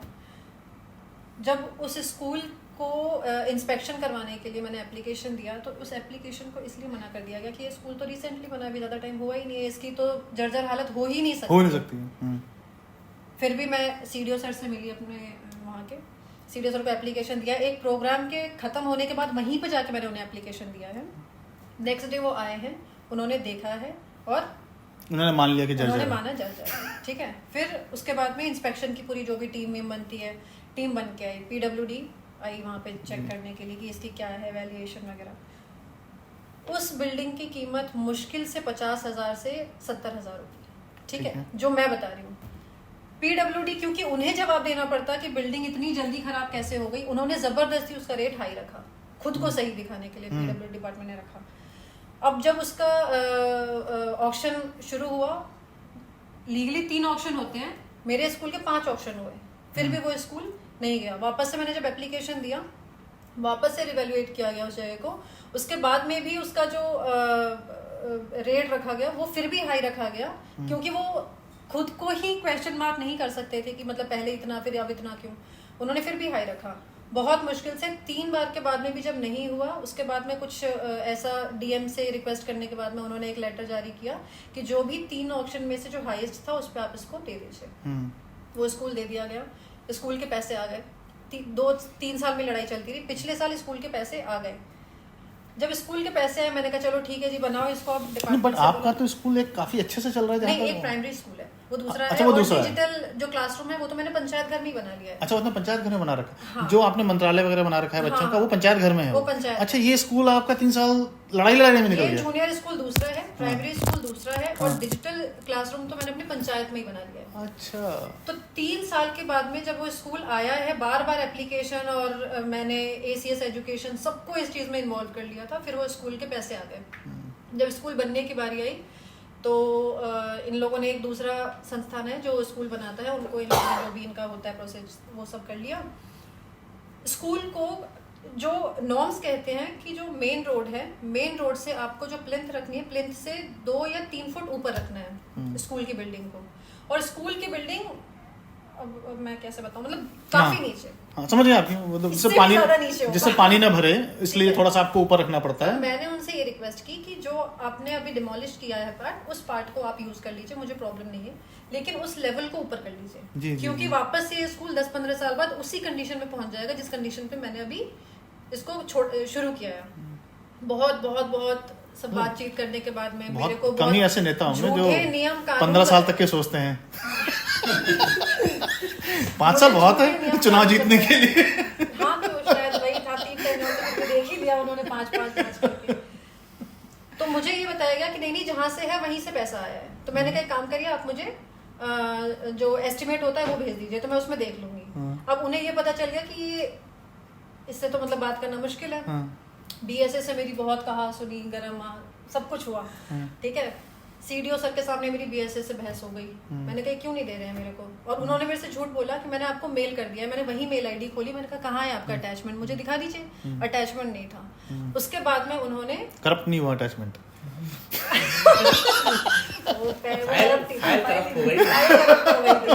सिस्टम करप्ट है या फाइल, दोनों। उसके बाद में ये भी नहीं हुआ, फिर मुझे उन्होंने मेल किया उसी दिन रात में। जब उन्होंने देखा, मैं पूरी फट चुकी थी तब तक, क्योंकि जो मैं विजन लेके चल रही थी स्कूल को लेकर के, मुझे ये था कि मैं प्राइमरी और जूनियर दोनों स्कूल, ये डिजिटल क्लासरूम तो मेरा एक अलग पार्ट था, दोनों स्कूलों को मुझे अव्वल बनाना था। और जो मैं कुछ नहीं कर पा रही थी, क्योंकि सारे बच्चे एक ही स्कूल में शिफ्ट हो रखे। तो जब उन्होंने मुझे एस्टिमेट भेजा है, डिटेल्स ऑफ मेजरमेंट भेजा है, उसमें जब मैंने सब कुछ देखा है, तो वही बातें थी जो मैं कह रही थी इन लोगों से। और आप मानेंगे नहीं, मुझे बिना बताए उस स्कूल को इन लोगों ने वापस शासन को भेज दिया कि यहाँ पे अभी स्कूल नहीं बन सकता है, हमारे पास फंड कम है। जबकि जब ये बात हो गई, और फिर वो स्कूल जो राजपुर के लिए आया था वो किसी और को दे दिया गया। जब ये मुझे पता चला तो फिर मेरी बीएसए से वापस कहा, सुनिए, मैंने कहा आप मेरे से बताते, मनरेगा से मैं बुलवाती लेबर, मैं करवाती, अगर आपसे मिट्टी भी अरेंज नहीं हो पा रहा है तो मैं एसडीएम से बात करके, मैं रिक्वेस्ट करके मिट्टी का भी मैं करती जुगाड़। आपने बिना मेरे को इन्फॉर्म किया स्कूल वापस कैसे भेज दिया? तो इस तरह से ना ये काम करते हैं। अब उसमें जो काम करने वाले, मतलब आप 3 साल आपके निकल गए, अभी तो लास्ट ईयर है, अभी तक अब तो लास्ट ईयर है, अभी तक आपका स्कूल ही नहीं बना, अभी तक पैसा ही नहीं आया। स्कूल बनेगा तो तब जब पैसा पहले अभी तो पैसा ही नहीं आया, अभी तो मतलब 4 साल तो मतलब। तो अगर आप डिपार्टमेंट से क्वेश्चन करते हैं, बॉटम ऑफ द लाइन, अगर आप डिपार्टमेंट से क्वेश्चन करेंगे किसी चीज को लेकर के तो उन्हें पता आपको परेशान कैसे करना है। यही उन्होंने बट ये देखिए पैसे की ऐसा कमी राज्य सरकार में ऐसी है नहीं, क्योंकि अमित जी का जैसे कि स्कूल है जो पीपल के पेड़ के नीचे चलता है उसमें लोगों को छात्रवृत्ति और मिड डे मील का पैसा तो मिल ही रहा है। मैं अपने यहाँ की कहानी बताऊँ, मेरी थोड़ी सी उलट है। मेरी ग्राम पंचायत में 3 स्कूल हैं, एक कंपोजिट 1 to 8, इसकी इमारतें सबसे पुरानी हैं तीनों में से, ये एज इट इज चल रहा है और यही तीनों में सबसे बेहतर स्थिति में है। एक और छोटे से मजरे में है, उसमें एक दिन मैंने ऐसा माहौल इंटरेक्टिव रखा है प्रिंसिपल और शिक्षकों के साथ कि कोई भी कभी भी स्कूल में कोई आता है तो आप मुझे सूचना उसकी करेंगे, जो भी अपडेट है। तो एक दिन शाम को 7:30 बज रहे थे और प्रिंसिपल का वो सबसे छोटे मजरे का एक मतलब मजरे में फ़ोन आया 7:30 बजे के आसपास। प्रिंसिपल ने हमसे कहा कि प्रधान जी कल आपको 11 बजे आना है। हमने कहा किस बात के लिए? बोले विद्यालय की बिल्डिंग की नीलामी होनी है। हमें आश्चर्य हो गया, नीलामी क्यों हो रही है? बोले वो टूटनी है। हमने कहा टूटनी, बिल्डिंग तो एकदम सही है। तो बोले नहीं वो जर्जर घोषित हो गई है और कुछ लोग आए थे कुछ लोग आए थे तो उन्होंने किया। हमने कहा मैडम कोई भी विद्यालय में आता है तो आपको हमें इन्फॉर्म करना चाहिए था ना, कब आए, किससे पूछा, ग्राम प्रधान की कोई हैसियत नहीं है क्या? तो नहीं प्रधान जी आना है। तो हमने उतने ही समय संभवतः बीएसए को व्हाट्सएप पे किया कि ये इशू है, सुबह सबसे पहले तो नीलामी नहीं होगी, ना मैं वहाँ जा रहा हूँ ना नीलामी होगी। तो बीएसए इतने कन्विंस हो गए, उन्होंने कहा ठीक है। और मैं 11 बजे वहाँ नीलामी की जगह जाकर मैं सीधा 2:30 बजे बीएसए ऑफिस पहुँचा और लिखित में मैंने पूरी जिम्मेदारी के साथ उसका ईयर ऑफ कंस्ट्रक्शन लिखा मोटा मोटी कि ये इसमें, और उसकी फ़ोटो लगाई, रियल पिक्चर बिल्कुल लेकर, और कहा कि ये बिल्कुल भी टूटने लायक नहीं है। हाँ, रिनोवेशन की ज़रूरत है, वो एक डिफरेंट है, वो ग्राम पंचायत करवा देगी। कहीं अगर कोई खिड़की में दरार आ गई है या कुछ प्लास्टर वो कर दिया, हमने उनको ऑफिशियली हैंड ओवर कर दिया लेटर। अब वो मामला अटक गया। उन्होंने इंक्वायरी की तो पता लगा कि पूर्व के बीएसए इसको अप्रूव करके गए, खंडर घोषित करके गए, पैसा आ चुका है। अब ये तो पूरे सबके ऊपर तलवार लटक गई, ये बिल्डिंग तो टूटने लायक नहीं है, ग्राम प्रधान ऑफिशियली बोल चुका है, अब कैसे करें?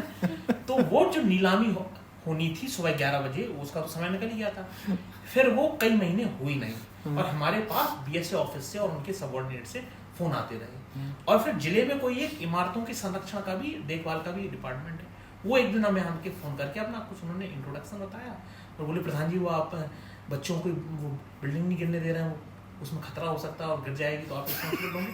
हमने कहा 5 साल मैं रिस्पॉन्सिबल हूँ, सिर्फ फोन पर नहीं लिखित में लिख दिया गिर रहा है और आप ये धमकाने वाली आवाज मत बोलिएगा। तो हमने उनको ये सब कहा, सबने कन्विंस करने की कोशिश की कि आप उसको नीलामी को होने दीजिए। हमने कहा नहीं, हमारे सिग्नेचर से कुछ नहीं होगा, आपको जो करना है कर लीजिए। आप व्यवस्था देखिए कि जिस नीलामी में, उस प्रक्रिया में जब नीलामी होती है तो बच्चों की अस्थायी व्यवस्था करता है ग्राम प्रधान उस विद्यालय चलने की, पूरा डिपार्टमेंट ने बाईपास कर दिया और हमें बताया कि ये सब कुछ ऊपर से डिसाइडेड है।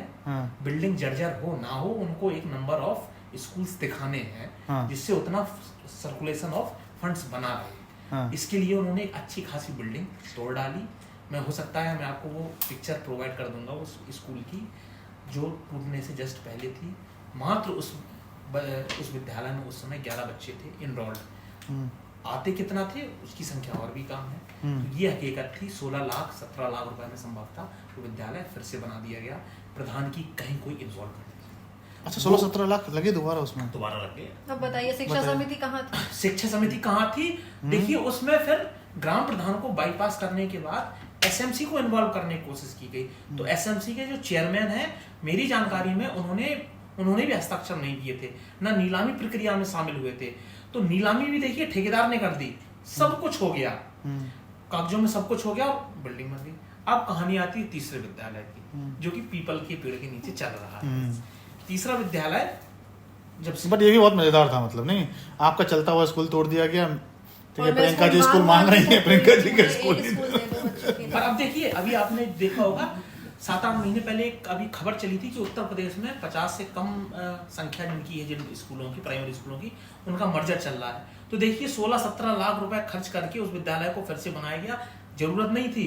अब उसी विद्यालय का नाम उसकी मर्जर सूची में चला गया था। अच्छा अच्छा अच्छा। हाँ। और मेरे स्कूल में, जिसके लिए मैं डिमांड कर लूँ स्कूल के लिए, उसमें कम से कम 70 बच्चे हैं। हाँ। जो अभी प्राइमरी में हमने शिफ्ट जो कर रखा है, 70 बच्चे हैं जिनके स्कूल के लिए मैं डिमांड कर रही हूँ। और अच्छी बिल्डिंग गिरा करके उन्होंने 17 लाख यहाँ ग्राम लगता है मेरा वाला स्कूल कितने डिटरमाइनिंग है ग्राम प्रधान, जो आपको जमीनी हकीकत से रूबरू कराते हैं डिपार्टमेंट्स को, कंसर्न डिपार्टमेंट को, लेकिन उनको कुछ समझना ही नहीं है ना, ग्राम पंचायत या ग्राम प्रधान को कुछ समझ नहीं है। तीसरा विद्यालय की कहानी मैं आपको बताऊं, तो जब हम लोगों की ग्राम पंचायत ये टेन्योर शुरू हुआ तो कोविड था, तो उस समय तो पता नहीं चला थे। तो लेकिन एक विद्यालय जो तीसरा था, उसके बारे में हमें पहले तारीफें, हम प्रशस्ति सुन चुके थे कि कैसा विद्यालय है, कैसा टीचर है, कैसे टीचर है इसमें। तो हमने कहा चलिए वेट करते हैं। एक बार स्कूल ओपन हुए तो हमने गांव-गांव जाकर सर्वे किया, 12-13 बच्चे उसमें से निकल के आए जो 1 से लेकर 5 तक पढ़ने वाले थे।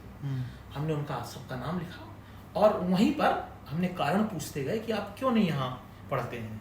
तो सबने बता दिया कि प्रधान जी, आपकी मिड डे मील की थाली सेब या जूस से हम अपने बच्चों को इसमें नहीं भेजेंगे, क्योंकि आपको नहीं पढ़ाना है, टीचरों को यहाँ पढ़ाना है, और जिन टीचरों को यहाँ पढ़ाना है वो पढ़ाते नहीं है, इसलिए हम आपके कहने से इसमें विद्यालय में नहीं भेजेंगे। मतलब बिल्कुल कॉन्ट्रेरी है ऐसा, जबकि मतलब केंद्र सरकार ने कहीं, मतलब मेरे को याद है कि एक रिपोर्ट में ऐसा लिखा था कि खाना दो तो कम से कम बच्चे स्कूल तो आएंगे। आप ये कह रहे हैं कि पेरेंट्स ने बोला कि हम खाना खिलाने के लिए बच्चों को स्कूल में नहीं भेजेंगे। हाँ, सिर्फ क्योंकि उनका कहने का उद्देश्य सिर्फ खाने से। हाँ, सिर्फ खाने से, मतलब मैं उसी की बात कह रहा हूँ। नहीं, लोग ये, मतलब मैंने तो काफी ब्यूरोक्रेट से बात की, तो लोग कहते हैं कि अरे मिड डे मील की वजह से बच्चे स्कूल आ जाते हैं क्योंकि खाना मिलता है, बट तो सिर्फ मिड डे मील के लिए ही तो आ रहे हैं ना, सिर्फ मिड डे मील के लिए, वही मैं कह रहा हूँ, उसी के मतलब लोग कहते हैं। बट यहाँ पर जो पेरेंट्स हैं वो तो डिमांड कर रहे हैं एजुकेशन, हमने वेट किया, खाना नहीं चाहिए। स्कूल खुलने के बाद हमने 2-3 महीने वेट किया, जब चीजें नहीं सुधरी, फिर हमने बीएसए से बिंदुवार एक लेटर बनाया ऑफिशियल और उनको दिया कि इस कारण से इस विद्यालय में बच्चे नहीं आ रहे हैं, तो आपके पास 2 ऑप्शन है, या तो इसको मर्ज कर दीजिए नियर बाई जो पॉलिसी में है, या फिर इसको अगर आपको संचालित करना है तो ये आपको डिमांड्स पूरी करनी होगी। किसी पे एक्ट अपॉन नहीं हुआ, बार बार हम रिमाइंडर पे रिमाइंडर देते रहे, नहीं हुआ। इत्तेफाक से बहुत ज्यादा पुश करने पर एक नए बीएसए ने एबीएसए को जांच के लिए लिख दिया। वो एबीएसए इत्तेफाकन उनका स्वभाव अच्छा था, उन्होंने जांच की और हमारे सभी आरोपों को लगभग सही पाया, जो बिंदुवार थे वो एकदम सही पाया। उन्होंने अपनी जांच रिपोर्ट बीएसए को सौंप दी। शिक्षक आरोपी बन गए। अभी तक तो सिर्फ आप कह सकते थे कि आपने आरोप लगाए, लेकिन अब तो उनके विभाग के जूनियर अधिकारी ने भी एक्सेप्ट कर लिया, लेकिन इसके बाद भी कुछ नहीं। अब क्या किया, क्योंकि शिक्षकों का एक बहुत बड़ा समूह बन गया उत्तर प्रदेश में, जो कि एक राजनीतिक शक्ति बन चुके हैं, और दूसरा प्रेशर, एक दबाव समूह काम कर रहे हैं वो। तो क्या किया, बीईओ की एबीएसए की रिपोर्ट पर बीएसए कोई कार्रवाई करने को तैयार नहीं। हमारे ना शिक्षकों के मैं बीच में बोलूँगा ऐसे, मतलब पर हमारे लोकतंत्र में मजे की बात यह है ना कि मैं चूंकि लाभार्थी में मैंने काफ़ी काम किया वेलफेयर में, तो हमेशा मेरे को एक चीज़ बोल दी जाए कि अरे आदमी गलत है तो क्या, वो वोटर तो है। शिक्षक कुछ भी है, अंत में डेमोक्रेसी में हर आदमी वोटर तो है ही, तो उसका ध्यान रखना बहुत जरूरी है, क्योंकि अंत में वो वोटर तो है ही। तो सर वोटर तो सब हैं, फिर दायित्व कहाँ से आ गया? दायित्व भी नहीं ना, शिक्षक जो है, नहीं वो जो शिक्षक जो समूह है ना, वो यूनियन जो है वो कलेक्टेड वोटर है। अब जो लोग जो है वो टूटे हुए वोटर हैं। शिक्षक जो है बोलेगा कि भाई कि हमारा सारा वोट जो है सपा के अगेंस्ट चला जाएगा या बीजेपी के अगेंस्ट चला जाएगा अगर हमारे खिलाफ कोई कार्रवाई की गई तो। राजनीति में यही चीज है, राजनीति में ये है कि आप विकास, कार्य, साथ, सहयोग, ठीक है, अच्छा बुरा, आप हर चीज को वोट बैंक की तरह देखते हैं। बट वो तो हकीकत है डेमोक्रेसी की। तो फिर दायित्व कहाँ है? वोट बैंक तो अच्छा देखिए, अगर डॉक्टर अपनी डॉक्टरी छोड़ देगा तो भी वो वोटर रहेगा, बिल्कुल। इंजीनियर इंजीनियरिंग छोड़ेगा तो भी वोटर रहेगा, बिल्कुल। तो अगर शिक्षक शिक्षा छोड़ देगा तो भी तो वोटर रहेगा। तो हटा दो, ले लो वोट, हटा दो। क्यों नहीं हटा रहे हो? दायित्व उसको दे दो जो उस दायित्व का अपना निर्वहन भी करे। तो आप अब सैलरी सरकार से ले रहे हो, आप वोट अगर सरकार को दे रहे हो, तो फिर बच्चा क्यों पिस रहा है बीच में? फिर बच्चे को कम से कम इतनी तो आज़ादी दो कि अगर तुम नहीं पढ़ाओगे तो प्राइवेट में जाके पढ़ ले। फिर एनरोलमेंट के लिए टीचर पूरे गांव में घूमते हैं, पूछिए बच्चा प्राइवेट में जा कैसे रहा है? ये सवाल आप खुद से पूछिए, बच्चा प्राइवेट में क्यों जा रहा है? गवर्नमेंट अच्छा, मेरे पास एक आंकड़ा है कि प्राइवेट स्कूल में पढ़ाने का जो खर्चा है वो 35 से 40 हज़ार साल का आता है, और सरकार जो खर्चा करती है गवर्नमेंट स्कूल में एक बच्चे के ऊपर वो 55,000 कर रही होगी। तो नहीं, ये बिल्कुल मेरा मैथ किया हुआ है, ठीक है, जिसमें मैंने कुछ नहीं किया है। आपका मिड डे मील का पैसा, स्कॉलरशिप का पैसा और टीचर की सैलरी, इन तीनों को जोड़ करके जितने बच्चे गांव के स्कूल में पढ़ रहे हैं उससे डिवाइड कर दिया है। तो सोचिए ब्रिलियंट होना चाहिए तो बच्चों। 55,000 ऐसा नहीं बच्चों में कैलिबर नहीं है, हाँ। बच्चों में कैलिबर है, पढ़ना भी चाहते हैं, सब कुछ चाहते हैं, पर पता नहीं क्यों नहीं कर पाते हैं। स्कूल में जाके जब बात करो तो ये अपना पूरा लोग परिवार पे ये डाल हमारी देते हैं। बातों में काफी बार ना ये जो है ना पता नहीं क्यों नहीं कर पाते हैं। हमारे ये जीवन की बहुत सारी समस्याएं गांव की यहीं पे आकर के रुक जाती हैं कि पता नहीं क्यों नहीं हो पाता। अरे और ये पता तो है, मतलब सब कुछ पता है कि नहीं हो पा रहा है, पर उसमें कुछ चीजें ऐसी होती है जो ऊपर से तय होती है, नीचे उसे फॉलो किया जाता है, ठीक है। अब मैं आपको नहीं, but है नहीं मतलब विडम- देखिए, मैं आप देखिए, बहुत विडम्बना है या बुराई नहीं तो है? कर रही हूँ चीजों की, लेकिन लास्ट में मैं कुछ अच्छी चीजें भी जी, बोलूंगी। जी। ऐसा नहीं है हाँ, कि हाँ। सब बुरा ही बुरा होगा। नहीं बिल्कुल हो सकता है नहीं, कि भारत पहले और बुरा हो। भारत का बहुत अच्छा लोकतंत्र है, ठीक है, और लोकतांत्रिक व्यवस्था है, इसलिए हम लोग यहाँ बैठे हुए हैं। हम चाहते हैं और ठीक है, बेहतर और ये बेहतर हो, हम इसीलिए बात कर रहे हैं, ठीक है। और हमें जहाँ भी दिख रहा है कि लोकतंत्र कमजोर हो रहा है तो हम उसी पर टिक्का टिप्पणी कर रहे हैं। तो ऐसा कोई मतलब कोई निगेटिविटी वाली बात नहीं नेगेटिव है। नहीं है। बहुत सारी चीजें मैं वही कह रही हूँ कि हम दोनों पहली बार सरपंच बने हैं, तो हो सकता है हमसे पहले वालों का स्ट्रगल और ज्यादा रहा हो, हमारा कुछ कम है।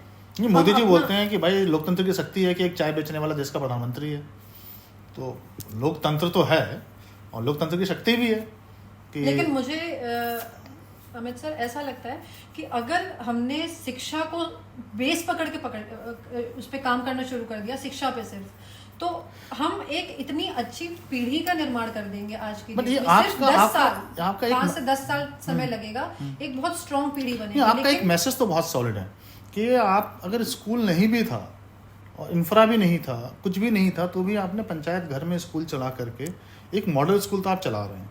और आई थिंक अमित जी, मतलब हमने इतने चैलेंजेस की बात की, उसके बाद भी आपने भी अपना एक स्कूल को ट्रांसफॉर्म किया है, जहाँ तक मैं इसको बारे में देखता हूँ। इनफैक्ट मैं आपका वीडियो भी देख रहा था, आपने तो आई थिंक वो स्कूल बस भी स्टार्ट कर दी है। जी हाँ, एक रिक्शा शुरू किया है। हाँ, तो अमित जी ने एक स्कूल बस स्टार्ट की है माध्यमिक शिक्षा के लिए, माध्यमिक शिक्षा के लिए। हाँ, ये ठीक है, और बड़ी सुंदर सी बनाई है वो आपने बस, और उसमें बच्चे बैठ करके जा रहे थे, तो बड़ा अच्छा लगा वो वीडियो देख करके। तो इतने सारे समस्याओं के बीच में भी आपने ये रास्ता कैसे निकाला? देखिए, इंफ्रास्ट्रक्चर में तो पंचायतें संसाधन लगा सकती हैं और लगा भी रही हैं। ऑपरेशन कायाकल्प जब से शुरू हुआ है, अच्छे खासे मतलब अमाउंट में। क्या ऑपरेशन कायाकल्प? कायाकल्प ये क्या है? 2018-19 में शुरू हुआ था। विद्यालयों में जो बेसिक फैसिलिटीज हैं वो प्रोवाइड कराने का, शौचालय हुए, बाउंड्री हुई, उनको एक जिससे कैंपस मिल जाए, अगर कहीं फर्श ठीक नहीं है तो टाइल्सीकरण कर दिया जाए।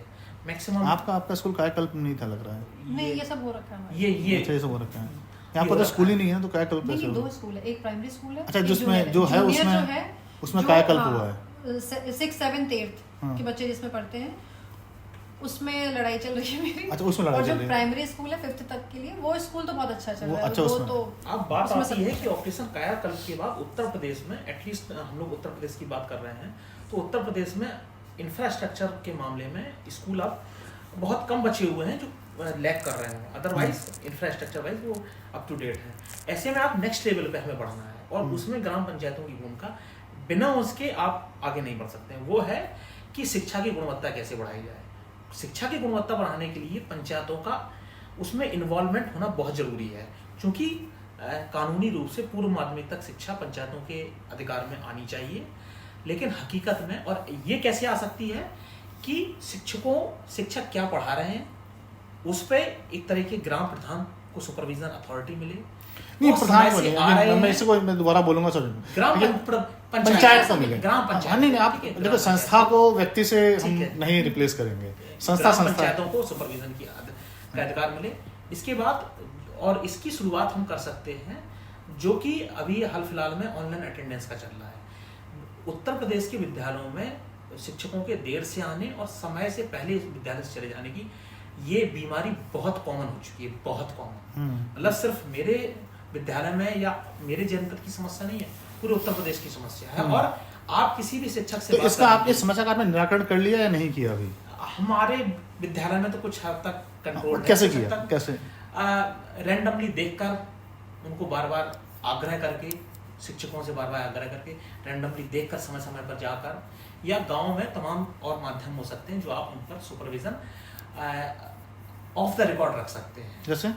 जैसे अब मैंने तो अपने यहाँ कहा एक बार, मेरा पंचायत भवन की लोकेशन कुछ ऐसी है कि वो गांव के मेन रास्ते पर पड़ता है। उसके पर मैंने ऊपर छत पे कैमरे जो लगवाए हैं ना, वो पूरा व्यू करते हैं। तो मैंने एकदम अपने विद्यालय में बोल दिया कि देखिए, विद्यालय जो पंचायत भवन के कैमरे हैं वो आने जाने पे आपकी एकदम सही रिकॉर्डिंग करते हैं। तो किसी भी दिन, किसी भी हफ्ते की कोई लॉग शीट में भर दूंगा अगर, तो अच्छा नहीं लगेगा। वो अभी की बात है। स्कूल में एक बायोमेट्रिक का भी प्रोविजन रखा गया था ना, टीचर बायोमेट्रिक का अभी नहीं, ये आने वाला था, अभी नहीं था। ये प्रस्तावित था उत्तर प्रदेश में, लेकिन शिक्षकों के विरोध को देखते हुए उत्तर प्रदेश सरकार ने, विभाग ने इसको कितने शिक्षक होंगे उत्तर प्रदेश में टोटल मिला करके ऐसे?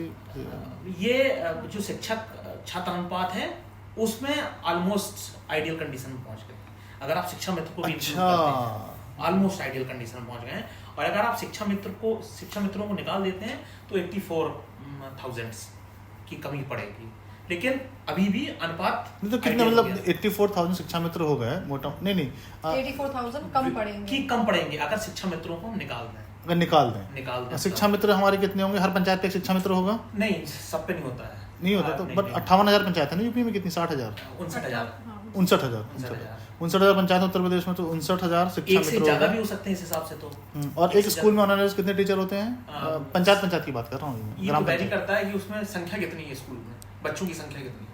अरे फिर भी एक, मतलब जैसे आपके यहाँ कितने टीचर हैं? जैसे हमारे यहाँ एक विद्यालय में जिसमें लगभग 75-80 बच्चे हैं, उसमें 5 टीचर हैं। इसमें 4 बच्चे हैं, उसमें 2 टीचर हैं। ये तो डिपार्टमेंट ऑफ यूडाइस का वो डेटा लेके वो इसका भी केंद्रीकरण कर दिया गया। मतलब इतना ज्यादा केंद्रीकरण हो चुका है कि किस विद्यालय में कितने शिक्षक। इतने वोट तो नहीं है जितने कि हम हल्ला कर रहे हैं, मतलब मेरे को ऐसा लगता है शिक्षक के वोट इतने तो नहीं जितना हम हल्ला कर रहे हैं। हाँ, कितने वोट हो जाएंगे बताइए आप? वही तो कितने हो जाएंगे? 10। अरे 10 मान लो, 10, चलो आप 20 पकड़ लो। 20 शिक्षक के घर ग्राम पंचायत में पकड़ लेते हैं। 20 तो बहुत ज्यादा, हम पकड़ लेते हैं 20, इससे ज्यादा तो नहीं होंगे ना। और 60,000 ग्राम पंचायत पकड़ लेते हैं, तो 20 × 60,000 कितने हो गए? और उनके परिवार फिर उनके थोड़ा बहुत तो प्रभाव डालेंगे ना किसी और पर। अच्छा चलो 20 में उनके परिवार में 3 वोट और पकड़ लेते हैं, ठीक है। तो चलो आप समूह बन गया। चलिए एक शिक्षक जो है वो 5 वोट इन्फ्लुएंस करेगा, ठीक है। तो भी 20 × 5 मतलब 100 वोट इन्फ्लुएंस कर लेगा। सबसे ज्यादा कर्मचारियों का सबसे बड़ा संगठन है संख्या के हिसाब से। इतने कर्मचारी किसी भी और उसमें नहीं है। अरे 50 लाख रेवेन्यू में भी मैंने कर ली मैथ मोटा 50 लाख वोट इन्फ्लुएंस कर सकते हैं। अगर वो हर एक शिक्षक, हर पंचायत में 20 शिक्षक हैं और हर शिक्षक 5 वोट इन्फ्लुएंस कर सकता है, तो मोटा 50 लाख वोट का गेम है। तो 50 लाख वोट में पूरा मतलब इतना दबाव बना लेते हैं कि हम अपनी पूरी शिक्षा व्यवस्था को हमने ताक में रख दिया है। पूरा ताक में रखा हुआ है। और अभी तो आप ये देखिएगा, अभी जो आने वाला ये जो बेस चल रहा है इस वक्त, इस टाइम पे जो चल रहा है, बिना पढ़े बिना एग्जाम दिए भी बच्चे पास हो रहे हैं। आप ये सोचिए उस बच्चे का मेंटल ग्रोथ कितना है। आप ये एक बार इमेजिन करिए कि आज से 5-10 साल ये जो है नया डेवलपमेंट है। आई थिंक ये बिना एग्जाम पास दिए होने वाला, ये अभी 5th क्लास, ये अभी डेवलपमेंट, नया डेवलपमेंट किया जाएगा। आरटीई में है, आरटीई में है। हालांकि केंद्र सरकार ने राज्यों को छूट दे दी है। इसको बोलते हैं नो डिटेंशन पॉलिसी, कि इसको अगर आप चाहें, पहले ही मैंडेटरी थी सबके लिए, लेकिन अब इस सरकार ने, मैं ये भूल रहा हूँ, हम ऐसे लोगों को पढ़ाते लेकर के आप 12वीं निकलवा दो और फिर वो बेचारे ग्रेजुएशन नहीं कर पाएंगे और प्राइवेट में भी जाएगा तो बच्चा क्या पढ़ेगा? वही क्या, और उसके बाद फिर आप बोलो नौकरी नहीं है। नौकरी कैसे मिलेगी भाई? सस्ता लेबर उपलब्ध होगा फिर। जो आप बोल रहे थे वो कहाँ भेजने के लिए? किस दूसरे देश? रशिया कहाँ? किसी वॉर जोन में भेजेंगे, जहाँ भी युद्ध चल रहा हो दुनिया में, उसके लिए सेना हम तैयार कर रहे हैं। उपलब्ध कराएंगे, पश्चिमी एशिया के देशों को प्रोवाइड कराएंगे, और जहाँ भी जरूरत होगी वहाँ प्रोवाइड कराएंगे। तो हमारी शिक्षा व्यवस्था ये बहुत एक टेंशन वाली चीज है। नहीं, वो भी आपसे हमारी अभी बात हो रही थी, वो क्या बिना क्वेश्चन पेपर के और मार्कशीट में आंसर भरे जा रहे थे। तो अभी वो एक स्कूल जो मैं कहानी बता रहा था, बीच में थोड़ा सा एक विषयांतर हो गया। तो वो जब हमने उन पे दबाव डाला कि अब तो आपकी जांच में भी साबित हो गया जो हमने आरोप लगाए थे, अब तो कार्रवाई कर दीजिए शिक्षक पर, तो हाँ ठीक है करेंगे प्रधान जी करेंगे। और उसको होते होते वो कार्रवाई तो नहीं हुई, तो उन्होंने क्या किया, इससे बचने के लिए उन्होंने रातों रात उस बिल्डिंग को जब भी जर्जर दिखा दिया और उसको भी तोड़ दिया। उसमें फिर प्रधान का कहीं इन्वॉल्वमेंट। और अब क्या हुआ, इससे लाभ क्या है, शिक्षकों पर कार्रवाई नहीं करनी पड़ेगी है, विद्यालय अब चलने का कोई बहाना नहीं है। तो अब इसके बाद भी विद्यालय चल रहा है, कहाँ चल रहा है, विद्यालय के सामने पीपल का पेड़ खड़ा हुआ है। अब शिक्षक उसी के नीचे बैठते हैं, ज्ञान प्राप्त होता है, थोड़ा हवा से गांव के बच्चों को जाता है, कहीं नहीं कोई क्लास नहीं चल रहा। इसके बाद इतना ही नहीं, परीक्षाएं भी हमारे तो देखिए अभी हमारे गुरुकुल जो है पीपल और बरगद के पेड़ के नीचे ही लगते थे। तो वो हमारा वो स्वर्ण काल एक तरीके से हमारे गांव में आ गया है, हमारी ग्राम पंचायत में गुरुकुल वाला। इसके बाद न सिर्फ क्लासेस चल रही हैं, परीक्षाएं भी आयोजित हो रही हैं। अभी कुछ दिन पहले नेट एग्जाम आयोजित हुआ उत्तर प्रदेश के प्राइमरी स्कूलों में अप टू 8th तक, निपुण असेसमेंट टेस्ट। उसका डेटा सेम डे मतलब परीक्षा होती थी और आपको शाम को डेटा भरना है, तो उसमें भी डेटा भर दिया गया, मतलब परीक्षा भी आयोजित हो गई। गांव में विद्यालय नहीं है, बच्चे नीचे भर दिया गया। अब बताइए, तो अभी उसी के बाद ये सब घटना घटने के बाद एक बात बताइए, जो भी एग्जाम्स, अरे वो मेरे को आपका सॉरी एक मूवी याद आ रही है, वो वेल्डन अब्बा, आपने पता नहीं देखी हो नहीं देखी हो, उसमें उसकी वो बावली चोरी हो जाती है, उसका FIR करवाता है वो। आप भी करवा दीजिए FIR, आपका स्कूल चोरी हो गया है। हाँ सही चोरी हो गया, आपका स्कूल चोरी का राज दरबारी की कहानी है ये तो हमारे यहाँ राज दरबारी। और मैंने बोला आप बोलिए कि इतने बच्चे पढ़ते थे, ये लापता है, इतने टीचर ये लापता है, और स्कूल बिल्डिंग सहित लापता है, एक FIR करवाइए। बच्चों का मूल अधिकार का हनन हो रहा है। मूल अधिकारों के हनन में कोई भी नागरिक सीधा सर्वोच्च न्यायालय जा सकता है जी। और बच्चों के मूल अधिकारों का हनन हो रहा है, किसी को कोई परवाह नहीं है। संबंधित विभाग के अधिकारी बस एक गहरी नींद में है। ग्राम प्रधान चिल्ला रहे हैं, चिल्लाने दो। ग्राम पंचायत का कबाड़ा होता है, होने दो। और ज्यादा अगर प्रेशर डालो तो 3.5 साल 4 साल हो गए प्रधान जी, क्यों परेशान होते हो? हमारी चर्चा बड़ी रोचक चल रही है, बट थोड़ा समय का ध्यान रखना पड़ेगा। तो बट मैं एक चीज पर करके इसको खत्म भी करना चाहूँगा कि अगर आप लोगों का अपना पॉलिटिकल एस्पिरेशन जैसे कि 1 साल है, तो दोबारा क्या प्रधान बनना चाहेंगे या नहीं? अब जब अगर मौका मिले तो जरूर बनना चाहेंगे। वजह ये रहेगी, मौका मिले तो आरक्षण की वजह से या वैसे? हाँ, आरक्षण की वजह से। अच्छा, और कोई नहीं, आप तो यशस्वी ग्राम प्रधान है, आप तो किसी भी पंचायत से खड़े हो जाएंगे तो जीत ही जाएंगे। कैसे दूसरे से नहीं हो सकते, मतदाता हो सकते हैं। अच्छा, कल मतदाता ही हो सकते हैं। अच्छा, सांसद कहीं से भी लड़ सकता है, विधायक कहीं से नहीं, क्या उनको मतदाता होना पड़ता है? बराबरी नहीं है, सिर्फ हायरार्की मैच कर सकते हैं, बराबरी नहीं है अभी भी। लेकिन ये चीज जरूर है कि एक विधायक से ज्यादा पावर प्रधान के पास में है। बिल्कुल है, बिल्कुल। अगर वो संवैधानिक रूप से तो है, संवैधानिक रूप से बिल्कुल है। अगर वो करे तो, अब जैसे मैंने सारी बुरी चीजें तो बता दी, ये शिकायतें सारी शिकायतें हैं और जेन्युइन शिकायतें हैं। लेकिन मैंने एक चीज और नोटिस की, जितना हायरार्की में हम नीचे आते जाते हैं उतनी प्रॉब्लम आती जाती है। जी। ऊपर कुछ भी बोलना, मिलना, बात करना, शिकायत करना आसान है। जैसे जैसे हम नीचे आते हैं, जिला स्तर पे आते हैं, जिला स्तर पे भी जैसे जैसे नीचे आएंगे, DM हमारी बात सुन के वो एक बार लेटर आगे फॉरवर्ड कर देंगे, CDO कर देंगे। अब वो जैसे हायरार्की नीचे आती जाएगी, BA से और ABS से, और फिर बिल्कुल वो वर्स्ट हो जाता है। और वो बहुत सबसे ज्यादा फ्रस्ट्रेटिंग वो ही है कि ऊपर से हम लेटर एक बार आगे से नीचे करवा सकते हैं, लेकिन नीचे वाले जब आपको परेशान करने पे आते हैं तो वो उसका सोल्यूशन, उसके बाद में सोल्यूशन पे किसी का दिमाग नहीं चलता है। वो करप्शन तो देखिए, कहते हैं कि ये बोलना कि ऊपर वाले क्या सोचते हैं, मतलब मैं थोड़ा सा इससे अलग बोलूंगा।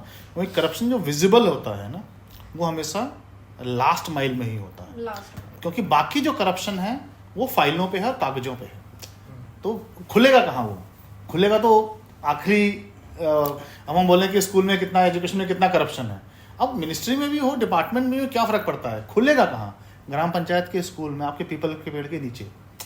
अंत में फटता तो वही है, और आप वहीं बैठे हुए हैं उसी केंद्र में, तो आपको पास तो पूरे करप्शन का लोड जो है ना, आप तो चोरी वाला करवा दीजिए। बहुत अच्छा आइडिया दिया है, लेकिन आज 2 आइडिया बहुत अच्छा दिया।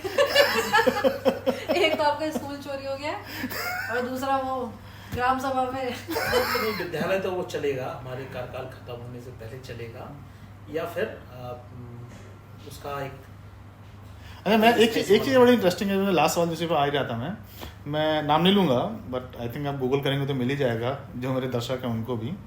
मैं 2 लोगों से मिला जो सांसद या मंत्री बने और वो कभी न कभी ज़िंदगी में ग्राम प्रधान थे। दोनों याद आ गए नाम हमें भी।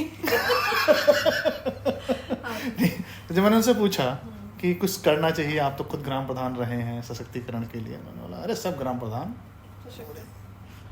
ऐसा वैसे ही है, बढ़िया है।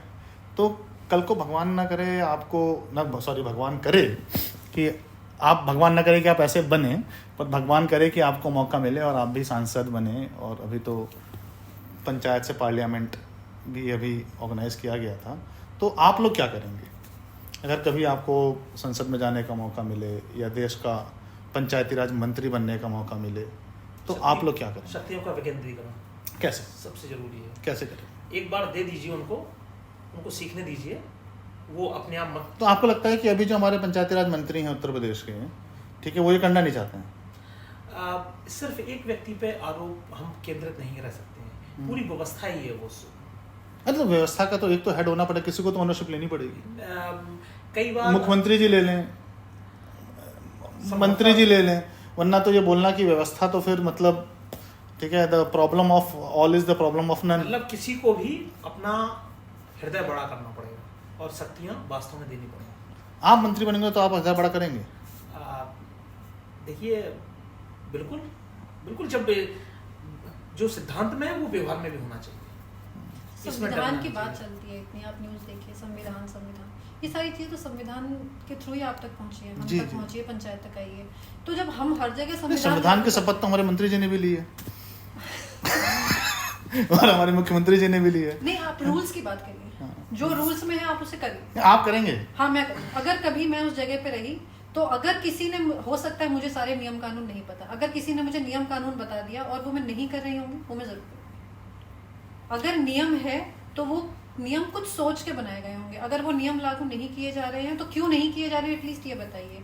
अगर आपको ये लगता है पंचायती इतनी सशक्त नहीं है तो क्यों नहीं है अब तक सशक्त? हम 75वीं पंचायतों का सबसे अच्छा एक उत्तर प्रदेश में भी एक अवसर है, शिक्षा को लेकर विकेंद्रीकरण कर दे ये सरकार, ये विभाग, और स्कूलों पर जो ऑनलाइन अटेंडेंस का सिस्टम है उसको लागू करे और उसमें पंचायतों का इन्वॉल्वमेंट करते और उनका सुपरविजन अभी से लागू करते। आप देख लीजिए परिणाम बेहतर होने लगेंगे। तो अगर और कैरेक्टर जितने भी पंचायत के साथ में या ग्राम सभा में काम करने वाले लोग हैं, उनका कैरेक्टर लिखने का अधिकार प्रधान को देना चाहिए। उससे ये पता चलेगा कितने लोग आपके अकॉर्डिंग काम कर रहे हैं या नहीं कर रहे हैं। तो हमेशा जैसे आपने भी देखा होगा कई ऐसे पद हैं जिनको प्रधान, चाहे वो बिजली विभाग से हो या जो भी स्वास्थ्य से हो, वो बार बार प्रधान के कहने के बाद में भी उनपे प्रधान की कोई चलती नहीं है, या पंचायत के जो भी हेड उनकी नहीं चल पाती है। वजह क्या होती है? उन्हें पता है कि हमारा कुछ नहीं कर सकते, हमारा विभाग हमारे लिए बैठा है। लेकिन ये एक होना चाहिए कि कैरेक्टर रोल जब 5 साल खत्म हो रहे हैं, ट्रांसफर हो रहा है, तो कैरेक्टर रोल अपने पहले वाले का लेके आप नेक्स्ट के पास जाओ। ठीक, इसको तो सिंपल करते हैं। मतलब जैसे कि मैंने वो आपको सुझाव अच्छा भी लगा वाला कि शिक्षा सभा, हम ग्राम सभा का जो एक फॉर्म है शिक्षा सभा, हम शिक्षा सभा से स्टार्ट करते हैं और हम शिक्षा सभा में ठीक है एक रेगुलर असेसमेंट करना शुरू करते हैं बाय द पीपल। शिक्षा समिति उनकी एक बॉडी बन जाती है जो उनको रिप्रेजेंट करती है। इतने सारे वार्ड मेंबर होते हैं, कोई तो उसमें से एक होगा जिसको शिक्षा के क्षेत्र में रुचि होगी, जो कुछ करना चाहता होगा, जो या अपने आप को अगला ग्राम प्रधान देख रहा होगा। ऐसा ना हो कि प्रधान जी को उसी से कष्ट हो जाए, बट अगर उसको मान लेते हैं प्रतिद्वंद्विता होगी तो और चीजें बेहतर होंगी। नहीं, ऐसा आपका सोचना है।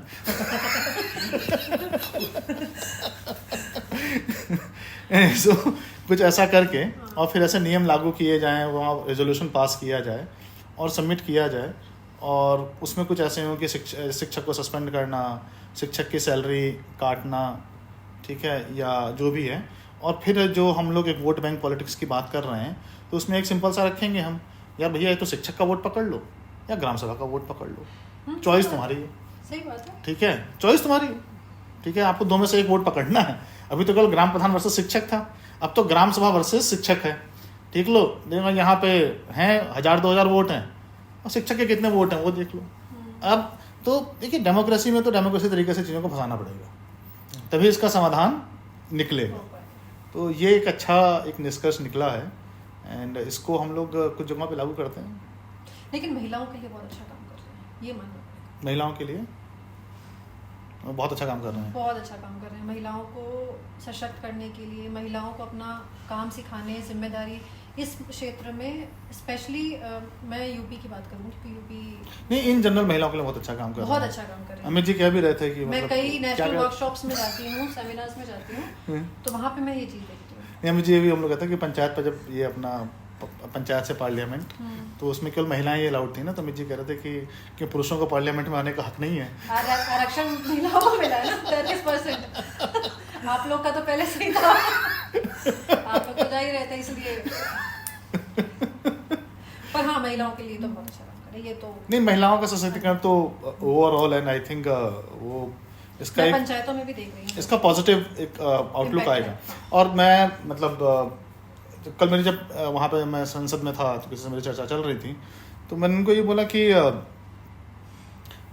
जो पंचायत के जो विषय हैं उसमें काफ़ी सारे ऐसे विषय हैं कि जो महिलाओं के लिए ज़्यादा इम्पोर्टेंट हैं या उनके लिए महिलाएं ज़्यादा संवेदनशील होंगी। जैसे कि हम लें सफाई का विषय, भोजन का विषय, शिक्षा का विषय, ठीक है, पानी का विषय, ठीक है, ये विषय ही ऐसे हैं जो महिलाओं से इतनी ज़्यादा कनेक्टेड हैं कि पंचायत स्तर पर तो महिलाओं का रोल बढ़ जाता है क्योंकि उनकी संवेदनशीलता ज़्यादा है। अब ये कहना गलत है कि पुरुष संवेदनशील नहीं होते हैं, बट अमित जी भी हमारे साथ हैं और अमित जी कह रहे हैं कि भाई ऐसा भी क्या है कि मतलब कह रहे हैं कि इक्वलिटी की तरह होनी चाहिए ना, पार्शलिटी नहीं होनी चाहिए। देखिए आपने कहा कि अभी आरक्षण मिला हुआ है, तो हम चाहते हैं कि ये रोटेशन बना रहे कि इस बार सुनिए ना किसी को ज्यादा मिले ना किसी को कम मिले, बराबर रहना चाहिए, बराबर है रहना ना? चाहिए। हाँ बराबर। ये भी नहीं होना चाहिए कि महिलाएं इतनी ज्यादा हो जाए हाँ, partiality। पुरुषों को आरक्षण की जरूरत पड़ जाए। इसलिए बार हम उम्मीद करते हैं कि अगली बार जब पंचायत से पार्लियामेंट का जो आयोजन होगा पहल होगी उसमें इस बार पुरुषों की वही भागीदारी होगी। नहीं कौन कह रहा है कि आप महिलाओं का हटा करके पुरुषों का करो, महिलाओं के साथ एक पुरुष का भी कर दो। मतलब ये हमेशा बात ये क्यों होती है कि मतलब ना कि हम इसको हटाएंगे तो उसको फिर ये करेंगे, रिप्लेस कह रहे करने की बात ही नहीं है, सब हो सकता है। भाई बिल्कुल क्यों नहीं हो सकता है भाई। एक दिन का दो दिन का कार्यक्रम है, संसद जो है अभी सत्र चल नहीं रहा है, पूरे दिन तो बिजी रहती है, खाली तो रहती है। क्या पता अगली बार आप लोग को अलग से बुला ले, ये भी हो सकता है क्योंकि अभी जिन महिलाओं को घर से निकाला जा रहा है वो महिलाएं वैसी हैं, या तो वो कई घूंघट भी होंगी, कई हिचकिचाएंगी बात करने बड़ा में, बढ़िया उस जगह पे मतलब बैठने में, उसमें मतलब थोड़ा खुलने में थोड़ा सा समय लग सकता है। तो हो सकता है इस वजह से अभी उनको घर से निकालना सिखाया है, फिर बोलना सिखाएंगे, फिर साथ में बैठना भी सिखा देंगे। जी नहीं बिल्कुल बिल्कुल बिल्कुल मैं सहमत हूँ। प्यार करेंगे। जरूर बुलाएंगे। और आप तो इतना अच्छा बोलते हैं, आपको तो बुलाना नहीं चाहिए। तो हम चर्चा को यहीं ख़त्म करते हैं। काफ़ी अच्छा लगा, काफ़ी एनर्जेटिक रहा। मेरी आप दोनों को बहुत बहुत शुभकामनाएं हैं कि आप मुख्यमंत्री, प्रधानमंत्री और कम से कम पंचायती राज मंत्री तो बने ही और बन करके जो हमने सोचा है कि चीज़ें बदलनी हैं वो कोई और नहीं तो आप ही बदलें। बहुत बहुत धन्यवाद। आपका भी धन्यवाद। आप जिस हिसाब से पंचायतों के काम को और हमारे दायित्वों को इतनी सीरियसली लेते हैं, हमारी हर कुछ समय में मैंने आपके देखे हैं, पॉडकास्ट भी देखा है, वीडियोस भी देखा है, आप बहुत अच्छे से सवाल पूछते हैं और आप इतने अंदर तक मतलब सवाल को इतना डीप कर देते हैं कि जो शायद ना बोलने वाला हो वो भी कुछ ना कुछ ऐसा बोल जाता है कि कुछ अच्छा निकल कर आता है। और आपके सुझाव तो अच्छे होते ही हैं बेहद। आज भी आपने कुछ सुझाव अच्छे दिए। बहुत धन्यवाद। ठीक है, थैंक यू। Thank you.